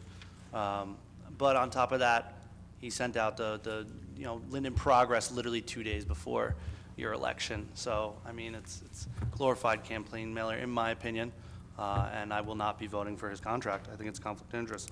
Number 50, for quick check. The redevelopment plan that we got has a concept in it, and the concept looks like two large, let's just call them what they are, Meridia buildings. They look like two large apartment buildings. I've heard the minimums here. If that specific plan has to have the same amount of parking, I welcome 17,000 square feet of retail space down West Elizabeth Avenue. I welcome parking. What I do not welcome is more apartments, especially if it's more than a couple. You want to put a couple in there, God, like, okay. But as you move down West Elizabeth Avenue, you got 234 units. And then the mayor and his economic development team has elected to put all of that in the condemnation. So everything from Quick Check all the way down Styles is up for redevelopment. So how many units do they plan on putting? Got 170 at Meridia 1, 140 at Meridia 2. You got 402 at Meridia 3. Whatever this is going to have, say it's not a lot. Let's say it's 300. So I'm up to 1,000 already. 232 accurate builders on the JTG scaffolding. Okay, so we're talking 1,400 before we talk about everything from JTG building, scaffolding to the Style Street. It's too much. You want to do retail, you want to do parking, you want to do office space, you want to do feasible things, open space. The city lacks open space, places for people to gather. We should be concentrating on that. We shouldn't be putting 2,000 new units in. Do 1,000 and then try to make a feasible downtown that's better suited for everyone. Old Linden resident who wants to drive through city and new Linden resident who wants to get on the train. And I would very much appreciate a say in the vision of that, which I haven't gotten yet. So thank you for that. Resolution 61, limiting your ability to speak on resolutions. I'm not questioning the legality of this, but I question the purpose. Since 2011, I came to this council, I've questioned this government, and this is the government that you elected. I came here because my father was a former GM employee, and he fell on hard times. He broke his neck at the age of 40, and my mother had to step up, go to work. Everything was about money after that, and I watched my father and mother's property taxes go up 300% over the last 25 years since he got hurt, even more than 300%. So I went to school to study government, and I started questioning this government. I questioned promotions. I questioned ridiculous raises. I've questioned a garbage tax And I fought tooth and nail with the council president. I have the messages still to this day from 2012-13 begging her to put a sunset clause on this. And I was able to do that because I was able to stand here and petition the government through questioning the resolutions that they were passing. Now, I begged this council previously in 2017 to work together, and I do believe this council will work together better going forward, but I want them to be as transparent as possible, and that's what I'm up here doing right now. I'm trying to be as transparent for you, old Linden resident and new. What happens when a resolution is proposed where the mayor gets a 40% raise, and then another resolution later in the agenda that sneaks in a retroactive clause where it goes all the way back the whole year, so you get a 40%, $26,000 check all at once? Now you're not allowed to question that. What happens when, you know, a developer with questionable business tactics gets 402 units proposed? Are you allowed to question that? Resolutions hiring lawyer after lawyer, campaign donor after campaign donor, that's all fine. The people that you've elected, you know, are allowed to do that. But for the public not to have say on 90% of the expenditures made with your money is simply ridiculous. And I question the reason for it. They say it's for antics. They say it's because the elderly at home don't want to watch all night. Well, respectfully, I work for you. I don't know about anyone else up here. I work for you, and I will sit here as long as you want to ask me questions, whether it's on the phone tomorrow or right here on live TV in person while we're all gathered, because this is really the only time we're all gathered. Yes, there are more people to come that come to these meetings, and there are more than ever that discuss, and I'm really proud that a lot of them are Sixth Warders. I really am. I'm honored to be your voice. But we represent you. And any language saying that that people need to be disciplined, that the public needs to be disciplined, is respectfully hogwash. The citizens of Linden need to keep us, the governing body, in line, because we work for them and we're spending their money. So that being said, I disagree fully with whoever votes yes for this. 4 years, John T. Gregorio, who was our mayor for 40 years, sat up here, back there, and took beating after beating from resident after resident about people that disagreed with his tactics or how he was running the city. But he sit there, he listened to them, he let them say what they had to say, and then he proceeded with the meeting. This will be the first time this governing body will not take questions on the money that we are going to be spending, and I respectfully, wholeheartedly disagree with it all. Thank you, Council President. Thank you. Council President, if I may. Here it comes. Mayor? I just want to remind everybody that when I first got elected, you know, I proposed that we eliminate the garbage tax, and I didn't have the votes to do it. Okay? And some of our sitting councilmen, I'm going to say many, refused to go along with a budget that would eliminate the garbage tax and reduce taxes. And so I began working with other council members, and at some point, there was 5 of them who agreed that we could lower the garbage tax. And Councilman Roman, you were here. You could have been the 6th vote, and I could have eliminated that garbage tax a year earlier, and I could have reduced taxes a year earlier. But you know what you said when we lowered taxes? You said it was a gimmick. When we got rid of the garbage tax, you said it was a gimmick. And then we lowered the taxes again, and you said it's a gimmick. No, at some point, Councilman Roman, it's not a gimmick. It's good government, and we're doing something here that no other town or in this area is doing, and that's lowering taxes. I don't even think I know of a city in a state that can say they lowered taxes for 2 years in a row and eliminated the garbage tax. And we also have a Board of Education now that we've got working with us who gave us 2 zeros back to back now. Okay, so you know, I beg to differ with some of the things you're saying about how you were just the people's person. If you were the people's person, you would have been with us a long time ago trying to reduce and eliminate taxes in this town. The whole notion of this ordinance with regards to the rearrangement, and I've been here for quite some time, and you're right, maybe Gregorio did take some heat from people, but you know what? Back then, people respected the authority of the council president, and they didn't come up and try to grandstand and be in front of the camera. Let me just show you what we're talking about here, folks. This is a picture of a person. I'm going to cover the other head. This is a picture of a person who's standing in front of the camera saying, "Vote column A." This is the type of behavior that cannot be tolerated in council meetings. And you've watched these council meetings time and time again, and you've seen the misbehavior of people who come in front of this dais. This is a business meeting. I'll say it time and time again. If there are some questions that you have on resolutions, the night before, we have all the resolutions, the same agenda we go over the night before. And everybody in the public is welcome to attend that meeting. And we will provide you with the answers that you need with regard to these resolutions. But we're not going to make a mockery and a circus out of these council meetings anymore. It is over. We're going to, some of you argued about senior citizens. Well, guess what?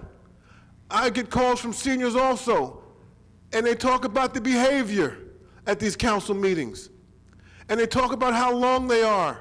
And they like to watch them, but they can't stay up and watch them because they go to 11:30, 12 o'clock at night. I think we're even here after 12 one evening. So we need to really check what we're doing when we come to these meetings. Behavior. If you have a legitimate question, it's fine. We'll answer it for you. But this is not a circus. This is a business meeting. And it's a shame. It's that we have to resort to going by rules and regulations and statutes to limit the time that you have. It's a shame that we should even have to do this, because you've rendered these meetings into a circus, and that's not right. Okay, the people deserve better. So at some point or another, this governing body, they'll have an opportunity to reassess how we are going to have these meetings again. But let now, as we go forward, let the behavior of this governing body, let the behavior of the people who come to the microphone, let that behavior help us make a determination as how we should proceed. Thank you, Council Thank you, President. Mayor. Councilwoman Cosby? Yes. Excuse me. Resolution number 50. I live in the 5th Ward, and my neighbors have been subjected to the whole redevelopment, in need of redevelopment and all like that. And the city has been subjected to the whole deals. When they went to where they're building the building now on St. George's Avenue, and that was probably maybe 15 years ago,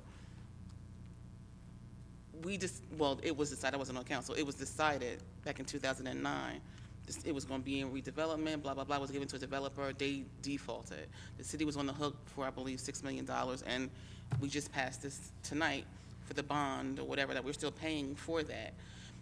It's my opinion, let the owner of the property develop the property and try and get the property to where, whatever the vision is for the city, right? Who are we to tell you what your property needs to be like? Quick Check has been there for a long time. It is what it is. Not only that, there are 3 people, New Jersey Transit and the city of Linden and the Clark, whoever owns the property. So why don't we take our property and why don't we build a nice fancy parking structure on our property and tell Quick Check to make it nice and neat and fancy or whatever it is?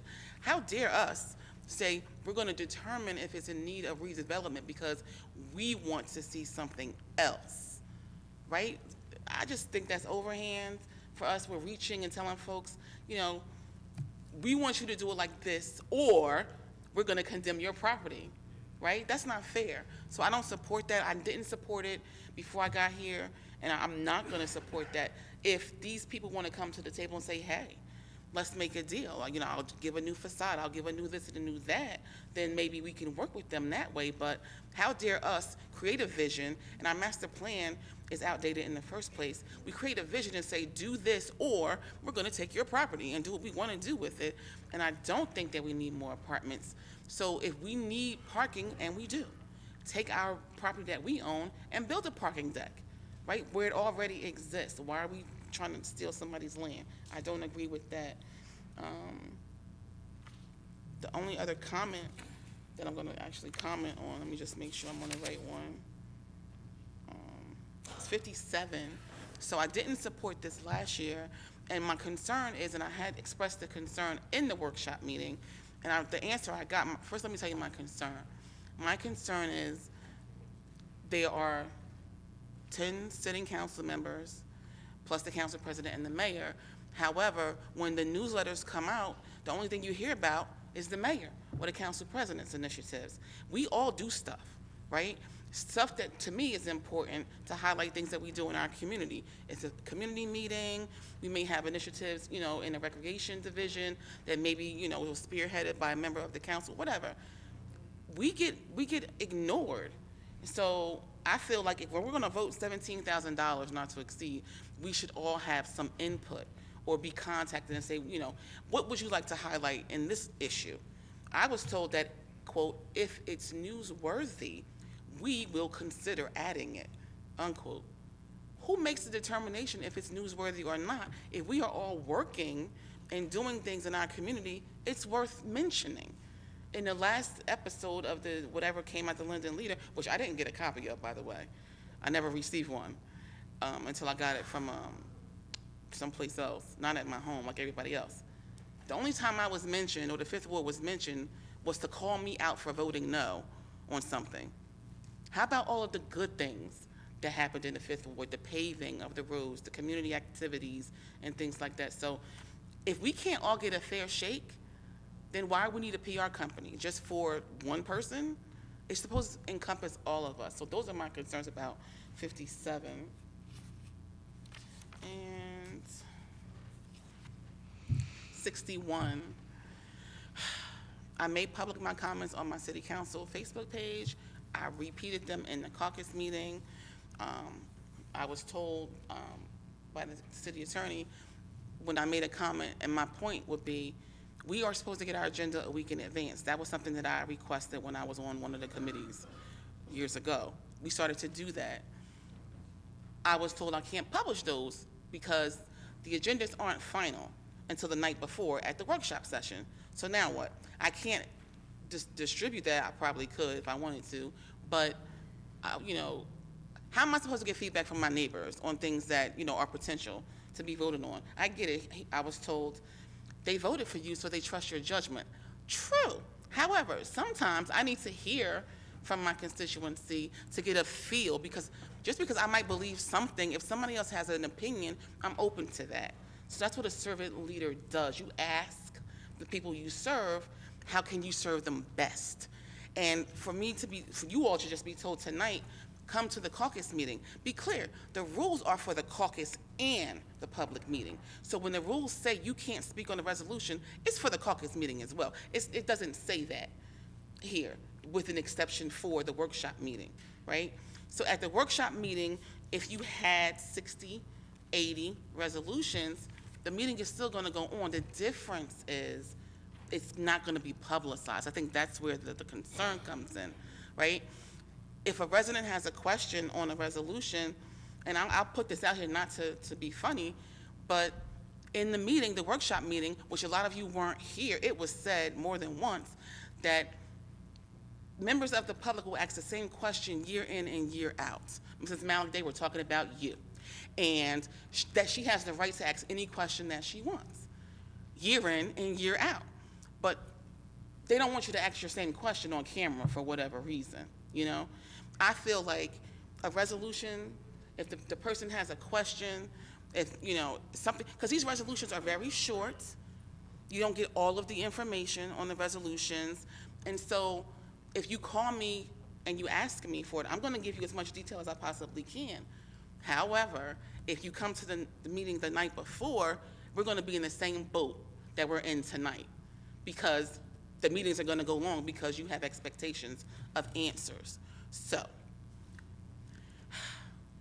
it's a business meeting. The public is part of our business. You guys are our boss. I feel like we should, the council president said before we closed the caucus, it's a working document. And it should be, we can reconsider it. I'm gonna say we should reconsider it tonight. Pull it off, work the document, bring it back, you know, so that, you know, disciplining the public is what we were told the point was. Speeding the meetings up, was what the point was. I've been on council, this is my 10th year, I've been in council before in caucus until 2 o'clock in the morning, and I was okay with that. You know why? Because we were doing work. You know what I mean? If I agree or disagree with you, we have to have that conversation no matter how long it takes. So that's my point. And I know that this is a discussion and there was a motion made, but I would ask, I don't know, I didn't read the rules again. Is it a possibility of having this removed for further consideration? Resolution 61. Second. I was asking the council president. You have to make a motion. Can I do that now, or? You can, but, and have it seconded, and then we take a vote. Okay. With respect, I'd like to make a motion that we remove 61 for further consideration, and I ask for a second. Second. Council President, point of order. Yes, Councilman Strano? Yes, I'd like to amend or make a motion to kill that previous motion as permitted by Robert's rules. What?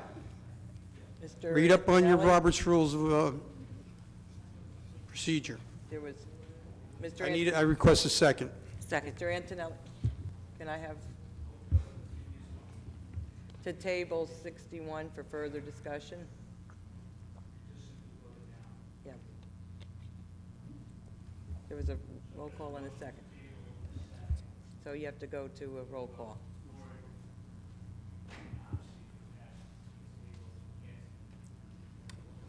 Okay, Councilman Roman? Okay.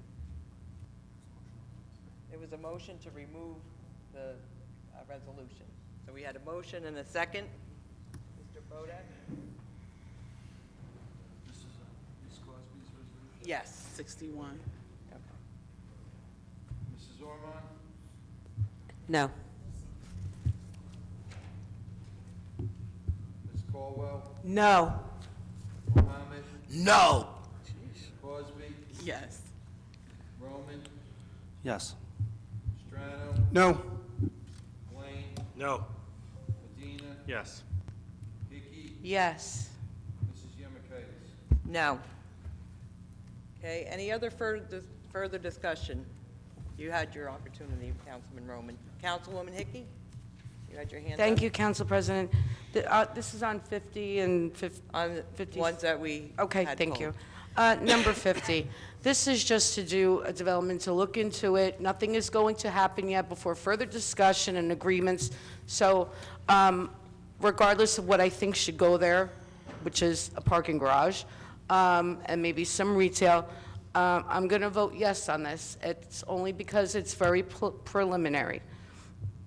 On number 57, which was CMD Media, there was a discussion tonight about, media coverage and what we're going to do in the near future. CMD Media, as I was told in the caucus meeting, it was said that we'll have one spring edition, which usually is the very end of May before the primary election, and one in November, right before November, the end of October. So I've never, except for my name and my phone number, I've never been included in them. I run events. I love doing it. As you can tell, I'm still happy after all this drama that just happened. And I'm excited. I promote my own stuff. We have social media. I'm going to have I just got a message from somebody in City Hall that said, oh, why didn't you send us a flyer so we could post it? You never acknowledged me or send me a flyer, so I could promote it myself. So I don't think it's necessary, and I think this is a very politically driven company. In fact, I know it is. So that's why I really don't approve of it. Number 61. I have a job as a councilwoman. First of all, I am sick and tired of hearing the word circus. We are supposed to be a representation to the public. And I wasn't going here tonight. I was playing very, very nice tonight through caucus, through now, and I was just gonna yes everything or just vote no, and that was it. Sorry, I'm getting sick. But you wanna know where the circus is? The clowns are up here. You know what? don't you dare criticize individuals in this audience that come out every single month to stand up for what they believe in. You know who's promoted the inappropriate behavior to the audience in the circle? The clowns in the center ring. Because let me just tell you, enough is enough already. I'm so frustrated because I really thought we were going to start with a great year here. But when you have individuals that are elected officials up here that clip nails, fall asleep, hiss at people, run amok, call people names and make inappropriate comments and try to intimidate and bully them constantly, how do you expect the audience of our circus to feel? Because that's what we're representing. And I'm frustrated. It is embarrassing. It is embarrassing to say I'm from Linden. It is embarrassing to say I'm an elected official, and it's more frustrating that as an elected official, I have no control over correct behavior. When is it going to stop? You know, you can't silence everybody. You pay taxes for a reason. You deserve to speak up. And believe me, in a nice manner, not inappropriate. But when we're setting an example up here, I would expect nothing less from the public. I wouldn't. You know, we could show pictures up here of what people have done in the audience, in our circus audience, but you know what? We haven't showed any pictures of what we've done up here to others. And I don't know when people are gonna grow up and just get it and act professional and move on. I've been debating and debating whether to even bother with this circus anymore and run for office. And let me tell you, the only reason why I will run, if I do run, is because I believe in the residents, and I don't want to let the circus audience down, because most of you are right. Most of you are right. Now let's get to the other one that has been pulled, number 80. Number 80 is, since I'm on fire now, yes, get me on camera because I'm very frustrated now. This was supposed to be a great night. Number 80. Number 80, a resolution authorizing a contract with an attorney firm for legal services concerning a personnel matter and an amount not to exceed $10,000. Well, let me just be clear. This is taxpayer money, Hans. This is no matter whose budget it is, it's taxpayer money. And this is for a council person that's sitting up here. And you know what? It involves a big investigation, and we shouldn't be paying for it. Our city attorney is hired, and he should be able to represent this individual. And there is no reason why anyone in this audience should have to pay when there is an investigation in depth from a federal agency on a council person. I'm going to leave it all like that. But when I tell you I speak the truth, it comes from my heart, and if I believe in you, I will always stand up for what's right. And thank you, Council President. Thank you. Any other further discussion from council people that have not spoken? Okay, let's have a roll call, please. You had spoke. No, I'm closing the discussion. Point of order. The current council rules allow me to speak one more time once everyone else is done speaking. Mr. Antonelli, can I have a ruling on that? Within the discretion of the council president to allow you to speak again. She called an order, and I think the roll call should be... Roll call, Mr. Clerk. Silence me too. Yes. Yes. Yes. I'm voting no for 51, 57, 61, and 73. I'm abstaining on 80 and voting yes to the others. Please bear with me for a moment, Mr. Clerk. I'm going to vote no for 57. I'm going to vote no for 61. I'm voting no for 80.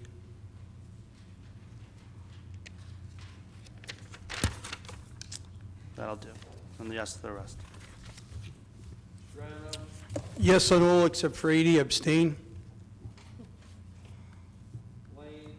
Yes. No on 61 and yes to the remainder. No to 23, 57, 61, and no to number 80.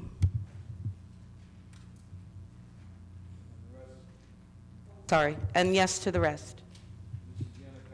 Yes. Ordinance on first reading. Number 64-1. Deputy Clerk, please read the ordinance. An ordinance to amend and supplement Chapter 3 Police Regulations of an ordinance entitled, "An Ordinance Adopting and Enacting the Revised General Ordinances of the City of Linden, 1999, passed November 23, 1999, and approved November 24, 1999, and as amended and supplemented. Be it ordained by the Council of the City of Linden that Section 1 of Chapter 3 Police Regulations, Section 3-23 Towing and Storage shall be, and the same is hereby amended as follows. Delete Section 3-23 in its entirety and add new Section 3-23 as follows, Towing and Storage. Okay, can we have a motion for introduction on this ordinance? Council President, I'd like to make a motion to introduce ordinance 64-1 and ask for a second, please. Second. Ormond? Yes. Caldwell? Yes. Mohammed? Yes. Cosby? Yes. Roman? Yes. Strano? Yes. Blaine? Yes. Medina? Yes. Hickey? Yes. Mrs. Yemakaitis? Yes. Ordinance 64-2. An ordinance to amend an ordinance entitled, "An Ordinance Establishing a Schedule of Titles, Salary Ranges, and Regulations for Maintaining the Classification and Salary Standardization Plan of All Employees of the City of Linden," passed August 15, 1995, and approved August 16, 1995, adopting Salary Schedule 4001. Can we have a motion to introduce this ordinance, please? Council President, I move ordinance 64-2 for introduction and request a second. Second. Ormond? Yes. Caldwell? Yes. Mohammed? Yep. Cosby? Abstain. Roman? Abstain. Strano? Yes. Blaine? Yes. Medina? Yes. Hickey? Yes. Mrs. Yemakaitis? Yes. Ordinance 64-3. An ordinance to amend and supplement Chapter 7 Traffic of an ordinance entitled, "An Ordinance Adopting and Enacting the Revised General Ordinances of the City of Linden, 1999," passed November 23, 1999, and approved November 24, 1999, and as amended and supplemented. Be it ordained by the Council of the City of Linden, Section 1, that Chapter 7 Traffic shall be, and the same is hereby amended as follows. 7-33 Handicap Parking Regulations, 7-33.1A Handicap Parking on Street, add one space for 829 Hussa Street. Can we have a motion for introduction on this ordinance, please? Council President, I'd like to make a motion to introduce ordinance 64-3 and ask for a second, please. Second. Ormond? Yes. Caldwell? Yes. Mohammed? Yes. Cosby? Yes. Roman? Yes. Strano? Yes. Blaine? Yes. Medina? Yes. Hickey? Yes. Mrs. Yemakaitis? Yes. Ordinance 64-4. An ordinance amending Chapter 27-7.2 of the City Code entitled Organization by the City Council in and of the City of Linden. Be it ordained by the City Council of the City of Linden as follows. Section 1, Chapter 27, Section 7.2 of the City Code entitled Organization shall be amended to read as follows. 27.7.2 Organization.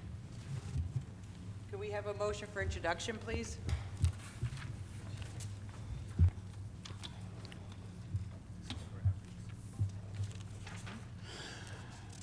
Council President, I'd like to make a motion to introduce 64-4 and ask for a second, please. Second. Second. Ormond? Yes. Caldwell? Yes. Mohammed? Yes. Cosby? Yes. Roman? No. Strano? Yes. Blaine? Yes. Medina? Yes. Hickey? Yes. Mrs. Yemakaitis? Yes. Okay, comments from members of the public in attendance on city business only. No personal, political, or derogatory comments, not to exceed 3 minutes. Is there anyone who did not get a chance to sign in on a sheet to speak at this time? Please do so now. Okay. Mr. Holleran. Please state your name and address for the... Sure. Thank you, Council President. Craig Halloran, 120 Donaldson Place. Okay, hopefully I can get this done. First question, if an elected official asks a city employee to do something illegal, what are the consequences to the elected official and the city employee? That's question number one. And number two, since we live in an extraordinary city that has had no tax increases, not only in our school board and our municipal budget, should we ask the state for an exemption from following their budgeting rules? It would make for some interesting budgeting decisions that aren't dependent on how somebody does it in Trenton, because they don't seem to be able to budget money effectively. And I brought this up at the caucus meeting, but should the city send out questionnaires to the taxpayers to ask them, what can the city do to help make our city better? Thank you very much. Have a good night. Thank you, Mr. Halloran. And Thank you for your comments. Okay, Virginia Malik?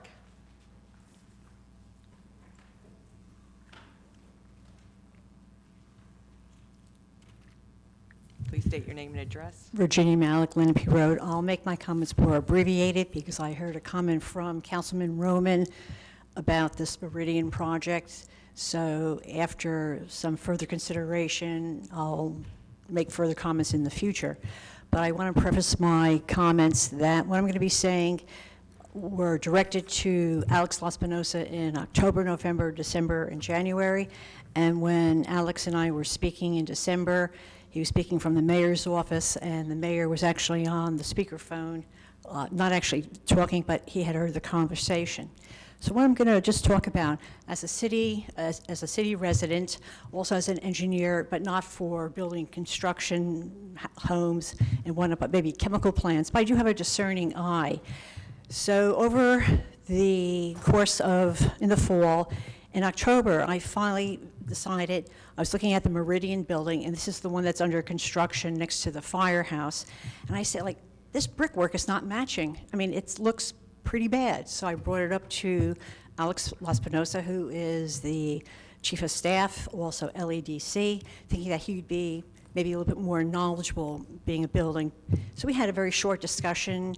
It was mentioned that he would go to the building code inspector, and then I had another discussion in November, and then in December, and finally in January I was getting some answers. But why I'm bringing this up is the quality of this construction. And now I heard, I think it was from last week, I may be wrong, but the building that's going to be at Lacker, or the Lacker site, is going to be a Meridian building. So I'm kind of concerned maybe about the quality. Also, another comment, to be very quick, so I'm running out of time, is how protracted this project has been. And it's been going on and on and on. I've seen other buildings in other towns, especially Cranford, because I live close to Cranford, that the buildings started at the same time. The Cranford buildings are done, and there's people living in there, so protracted. And besides being protracted, just the traffic jam that you have on the corner of Wood Avenue and Linden Avenue, I think that's the street, because it's just one lane. So I'm just rather concerned what's happening with this. I was finally told that everything's being done by code, but what I would like to find out is, in the contract for this building, what type of stipulations are being made that if something is becoming more protracted, are there any penalties? So I want to read a little bit more about this. I want to find this information. I don't know where to go. And also I'm going to be speaking to the inspector himself about some of these issues that I've raised. The protracted situation for this, and also the construction on how it's being carried out, because I'm concerned in the future if we use Meridian, if this is an example of the quality that we have, what's the future to expect from this contractor? Councilwoman Caldwell, do you have business cards on you? She is the chair of Construction Code, and I'm going to ask her. Thank you, Mrs. Malik. Okay, Mr. Herberg? Okay.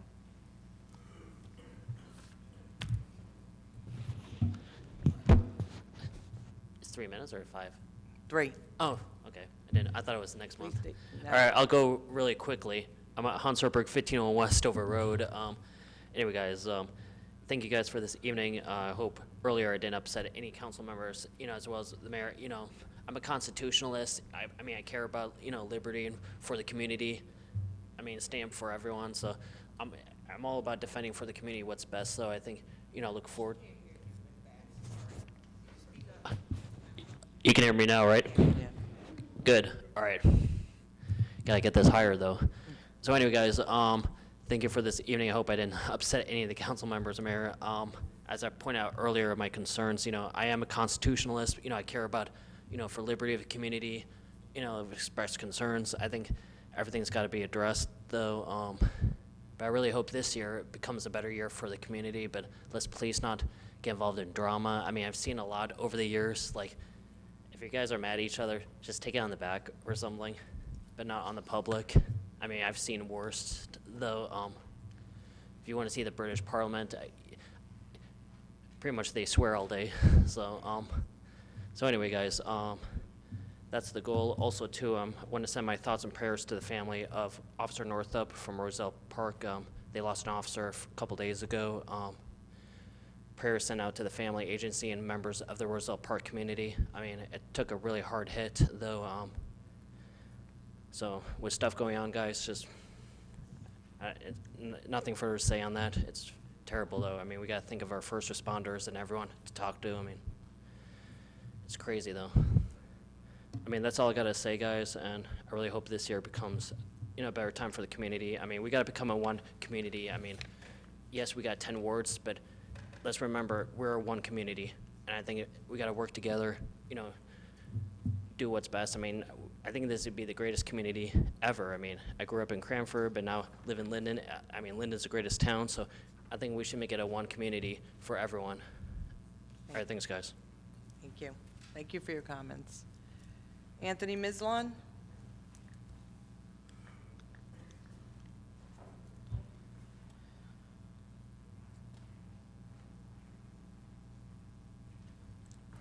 Please state your name and address once again. Anthony Mislin, 444 Inwood Road. 2020, we replaced a couple of council members, and things were supposed to be a lot better. People were supposed to get along better. People were supposed to, we heard a lot of, I'm an independent thinker. I'm not going to just follow the same vote as we have been. Just sat here and watched a majority of this council vote to quiet everyone who's sitting here as a taxpayer, who pays taxes to have a say in this city, for someone to listen. My council person, Ms. Hickey, is amazing. There's only a certain number of council members on this board that everyone in this audience and everyone watching at home feel like they can go to get anything done in the city. A majority of the council members are completely gone when something happens. There's no reason people need to reach out to Councilwoman Hickey, Councilman Roman, or Councilman Cosby to get something done in wards that they don't belong in because their council member is not present. So you guys all just sat here and pretty much told us what we say has nothing, no concern of yours. You guys are going to vote the way you want it done, and it's going to be done that way. It's absolutely ridiculous. There's no reason in 2020 that the people who are paying your salaries, paying everyone in this city, we pay taxes, we have no say whatsoever, and it's absolutely ridiculous. You're adding more people to this city with all these buildings. They're not going to have a say either. I hope you guys are putting that into your little presentations when you try to get these transit villages filled. There's no say whatsoever in this government, and it's absolutely ridiculous. You should be ashamed of yourselves. Thank you for your comments. John Kazar? Please state your name and address for the record.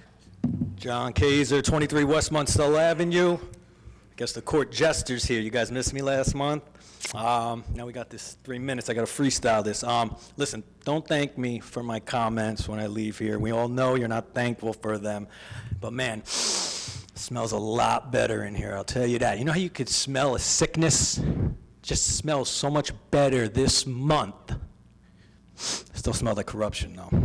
Just want to let everyone know I'm not anyone's voice box. It's been said that I'm John Roman's voice box. Listen, this guy tells me to shut up more than anything, all right? And he couldn't come up with the stuff I write. And a matter of fact, I come up with it 5 minutes before I get here, okay? I started coming to the meetings in 2017 after people were being blocked from the mayor's page. I had to see what was going on firsthand. Okay, a few months later, I was blocked, not for anything I said, for standing up for those who were voicing their displeasure with the Armstead administration. Now, a year into the mayor's second term, they're trying to silence us more in the interest of time. Yeah, right. I'm sick of hearing that people say they can't stay up to see the meeting. Many people don't even have TV 36. But if they do, they can catch it one of the many times it's replayed during the week. They can catch it on YouTube. Also, let it be known, Linden, in the caucus meeting in November, I requested the mayor live stream the council meeting on his Facebook page for all to see. I'd like to thank the Linden Municipal Alliance for attempting to have the Narcan training. There was 2 events, January 6th, January 13th. Okay, I'm not really concerned that neither event popped off. My concern is that they need to have 2 events because people up here in 2020 still can't get along. Okay, to me it sounds like it's going to cost the taxpayers double to have 2 different events. I want to thank the parking enforcement people, both Joe's, Gail, for being out there on Elizabeth and Wood Ave. It's a great thing. They're in the cold. I had a friend who was killed there a year ago. Okay, so it's good that they're out there. Mr. Mayor, you did some damage control last month. You said, you deal with a terrible addiction. You're a workaholic. First, I want to let you know that any addiction, first of all, the core of it is self-centeredness. I think it's possible that you're taking on too much duties if you can't stay up for this meeting. Every city pretty much in Union County has a business administrator. I'm not sure you're qualified for that position. Bottom line is there's too many of you up there, okay? There's too many cooks chefing up a soup, and you're not versed in culinary arts. Plainfield, 10,000 more residents, 4 wards, a few at-large councilmen. Elizabeth, 3 times the 3 times the residents, 125,000, 6 wards. I propose combining 6 and 7th, 6 and the 2nd, the 9th and the 1st, 9th and 10th and the 1st, or the 5th and the 4th. But we know that will have to put the council puppets, mayor's puppets, against some strong people on the other side. Just try to be... Mr. Kazar, your time is up. Real quick, be a leader time is up, people sir. voluntarily follow, okay? Authority is not Thank you truth. for your comments, sir. Truth is authority. Your time is up. Anthony Ligas?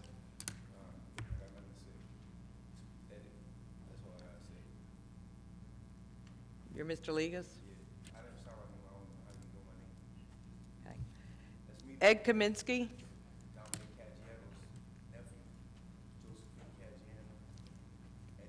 Please, sir, you're out of order.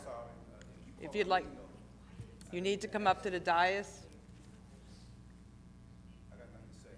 Thank you. Mr. Kaminsky?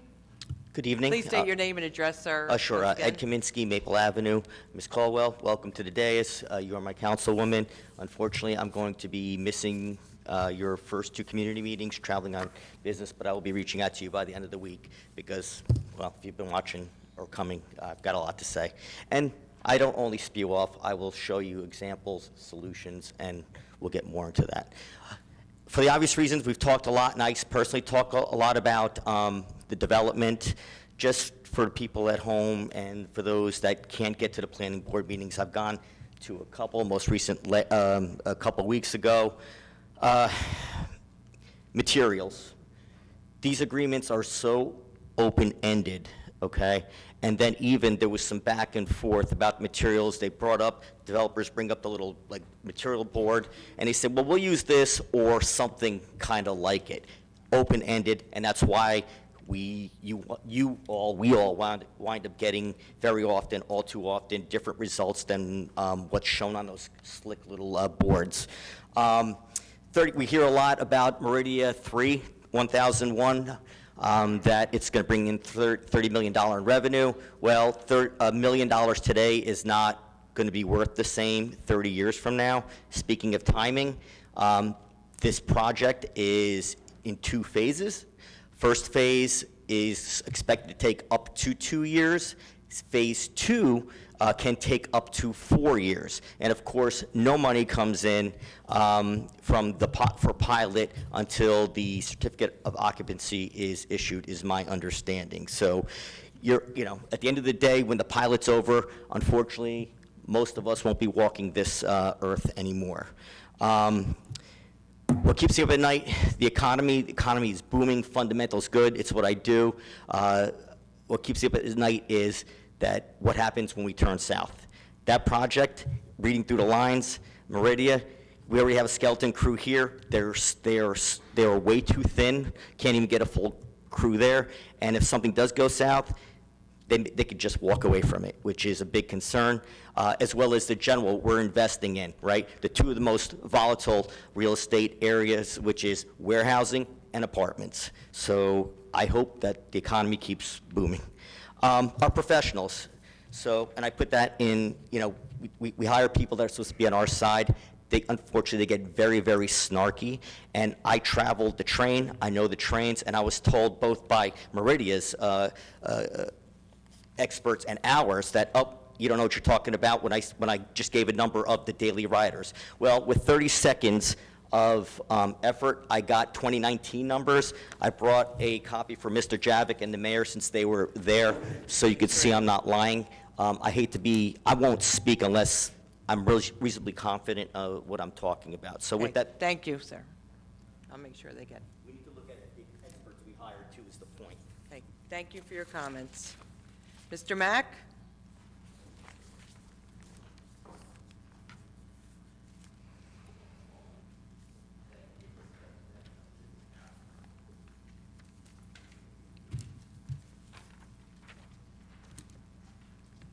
In the name of Please God, state your name and address, Mr. Mack. For the I'm Henry record. Mack, 1964,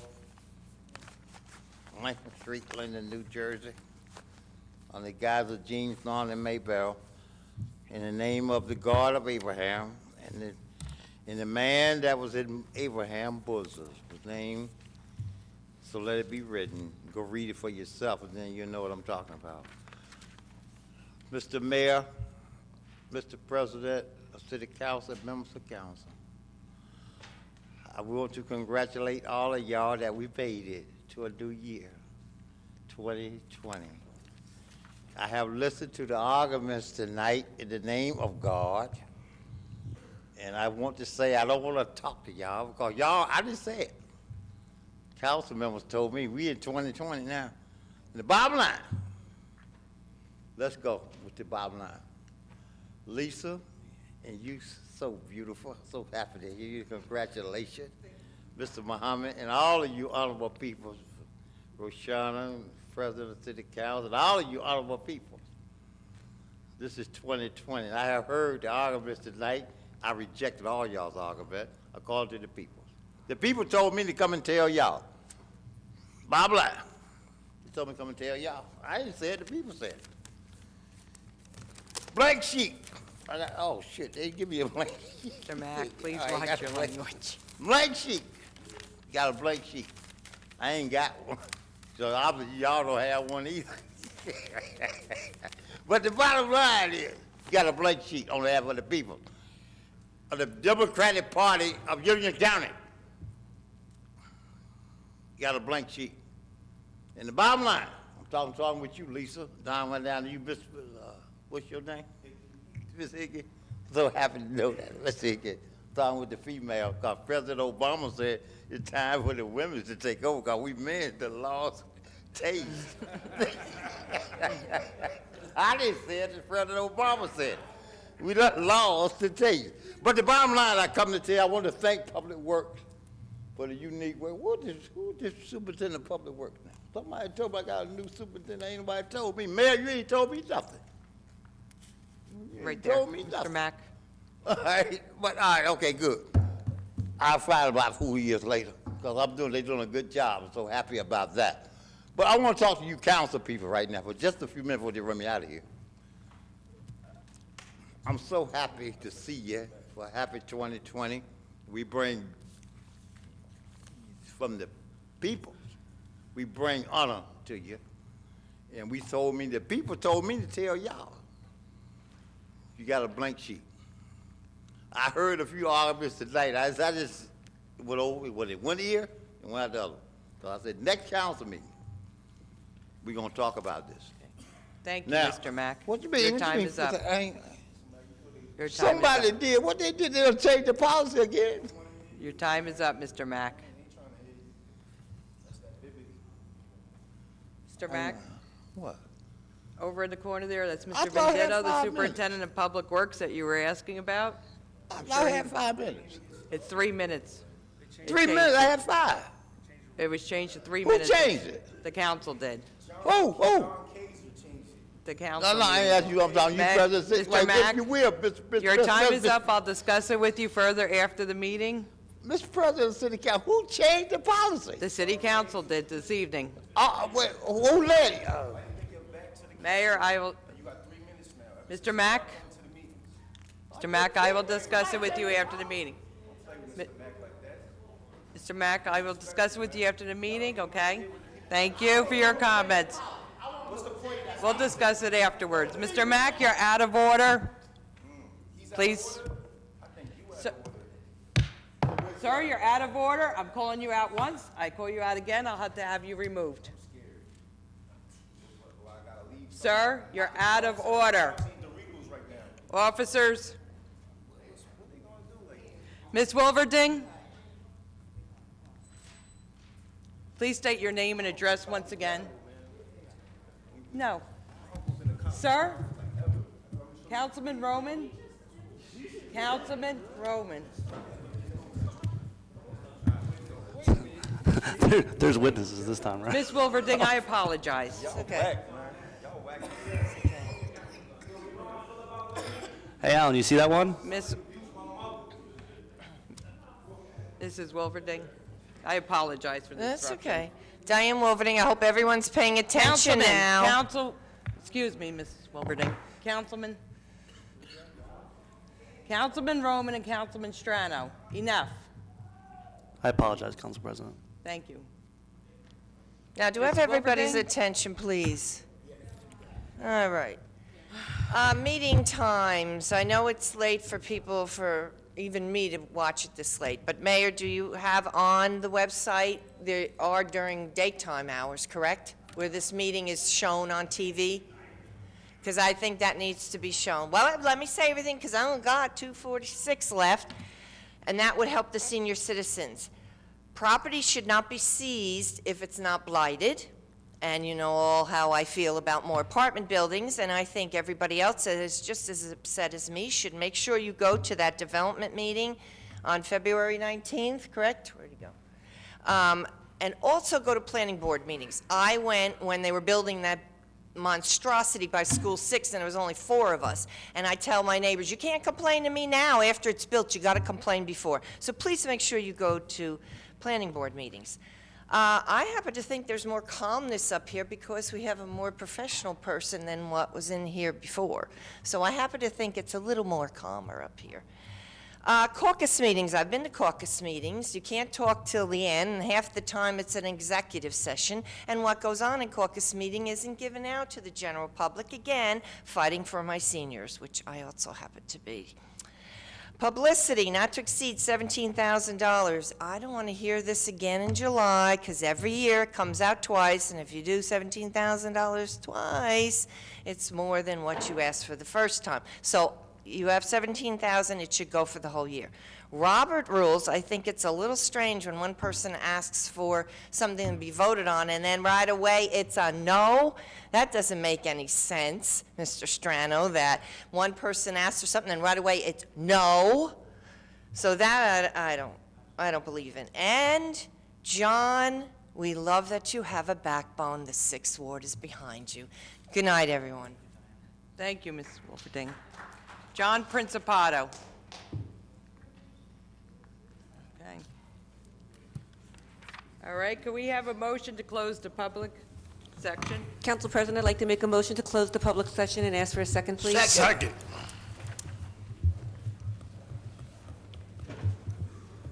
Mrs. Ormond? Yes. Caldwell? Yes. Mohammed? Yes. Cosby? Yes. Roman? No. Strano? Yes. Blaine? Yes. Medina? Yes. Hickey? Yes. Mrs. Yemakaitis? Yes. Comments from members of the governing body? speak? Okay. Councilman Roman? Thank you, over to Council President. I think that this will get better. I think just keep some shady stuff off the agenda, and we'll continue to get better. The caucus meeting was way better. I agree with the professionalism. The only place this seems to happen with the rule changes are where Dan Antonelli's a lawyer, by the way. That's at least to my knowledge so far. New Jersey State Police are looking for a girl, Jada. She was last seen at the high school on Thursday, January 16, 12 p.m. She's described as an olive-skinned Egyptian female, 5'3", brown eyes, black hair. Go on Facebook and find and share, please. Also, I just want to say, Officer Wagerneck, if you're back there, if you were to come to arrest me right now, I have the right to remain silent, and I have the right to talk your ear off if you were to come to arrest me. And you're a public official, and I'm a public official too. So the rules should be very similar in that matter. However, this governing body thinks they're above that, and I just respectfully disagree with that. So, thank you, Council President. Thank you. Councilwoman Cosby? Excuse me. I just wanted to say next month at the meetings, hopefully we get committee reports from every single committee that's listed with the chairperson. You know, that's part of our business, and also we were supposed to get liaison reports from every liaison as well. So the meetings might even go longer if we get what we're supposed to get. So all of the committees, and I'm taking notes, we want to make sure that they report back to the public on what their activities are or are not each month. Those are my only comments. Thank you, Councilwoman. Councilwoman Ormond? Yes, I just want to make a comment that we started at 8 today, and it's now 11. So we did what we did today in approximately 3 hours. There is no reason why we can't continuously have these meetings done in 3 hours, starting at 7, wrapping them up by 10, if not sooner. I think having the 3 minutes was highly effective, because if you're given a limited amount of time, you're going to get to your point, and you're going to get it out, and you're going to be concise when you do it. There's a lot that can be said in 3 minutes. And once again, your council person is always available to you if you have some additional questions. But I would like to congratulate the audience. I'd like to congratulate you wholeheartedly, everyone that came up to speak, because they did keep it within their 3 minutes, and they really did get their points across. And then last but not least, we went to a meeting about a year ago. Several of us council members were there, and we were told that we were the laughing stock of the state by the way our meetings run. So I want us to clean up our act. Councilwoman, your time is up. Any That's other it. member of governing body wish to speak? Mayor? Yes, Council President, thank you.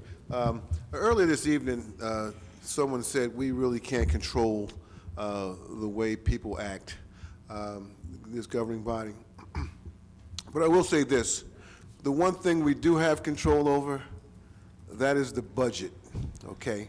And we're in budget season again, and I'll tell you all, start sharpening your pencils, and let's get ready to hand the folks here in Linden a zero tax increase again. There was some concern additionally about the council members not being put into our publications. I welcome any council member who has something that is newsworthy. If they want to write it, you can forward it to my office. If it's newsworthy, and it will be put in the paper. I mean, everything in that paper has to do with what's going on in the city.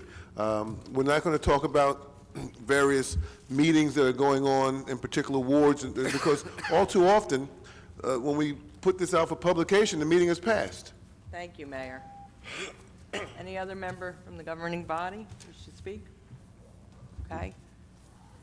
I omitted to say during my report earlier, I'd like to send my condolences to the Mahalik family. Isabel Mahalik passed away Saturday. Many of the people that belong to the senior citizens clubs, as well as the 8th Ward community, know Isabel. She was a spunky individual, and she used to own the old stock in the 8th Ward. So we sent our condolences to her family. So her wake will be tomorrow evening. If anyone wishes to attend, it will be at Kowalski Funeral Home. The following council meetings will be as follows. Monday conference meeting, February 17th, 6 p.m. in the council conference room prior to the council meeting. Council conference meeting prior to the council meeting is Tuesday, February 18th, 2020, at 6 p.m. in the council conference room, City Hall. Council meeting Tuesday, February 18th, at 7 p.m. in the council chambers, City Hall. I ask for a motion to adjourn. Council President, offer a motion for adjournment and ask for a second. Second. Mrs. Ormond? Yes. Caldwell? Yes. Mohammed? Yes. Cosby? Yes. Roman? Aye. Strano? Yes. Blaine? Yes. Medina? Yes. Hickey? Yes. Mrs. Yemakaitis? Yes.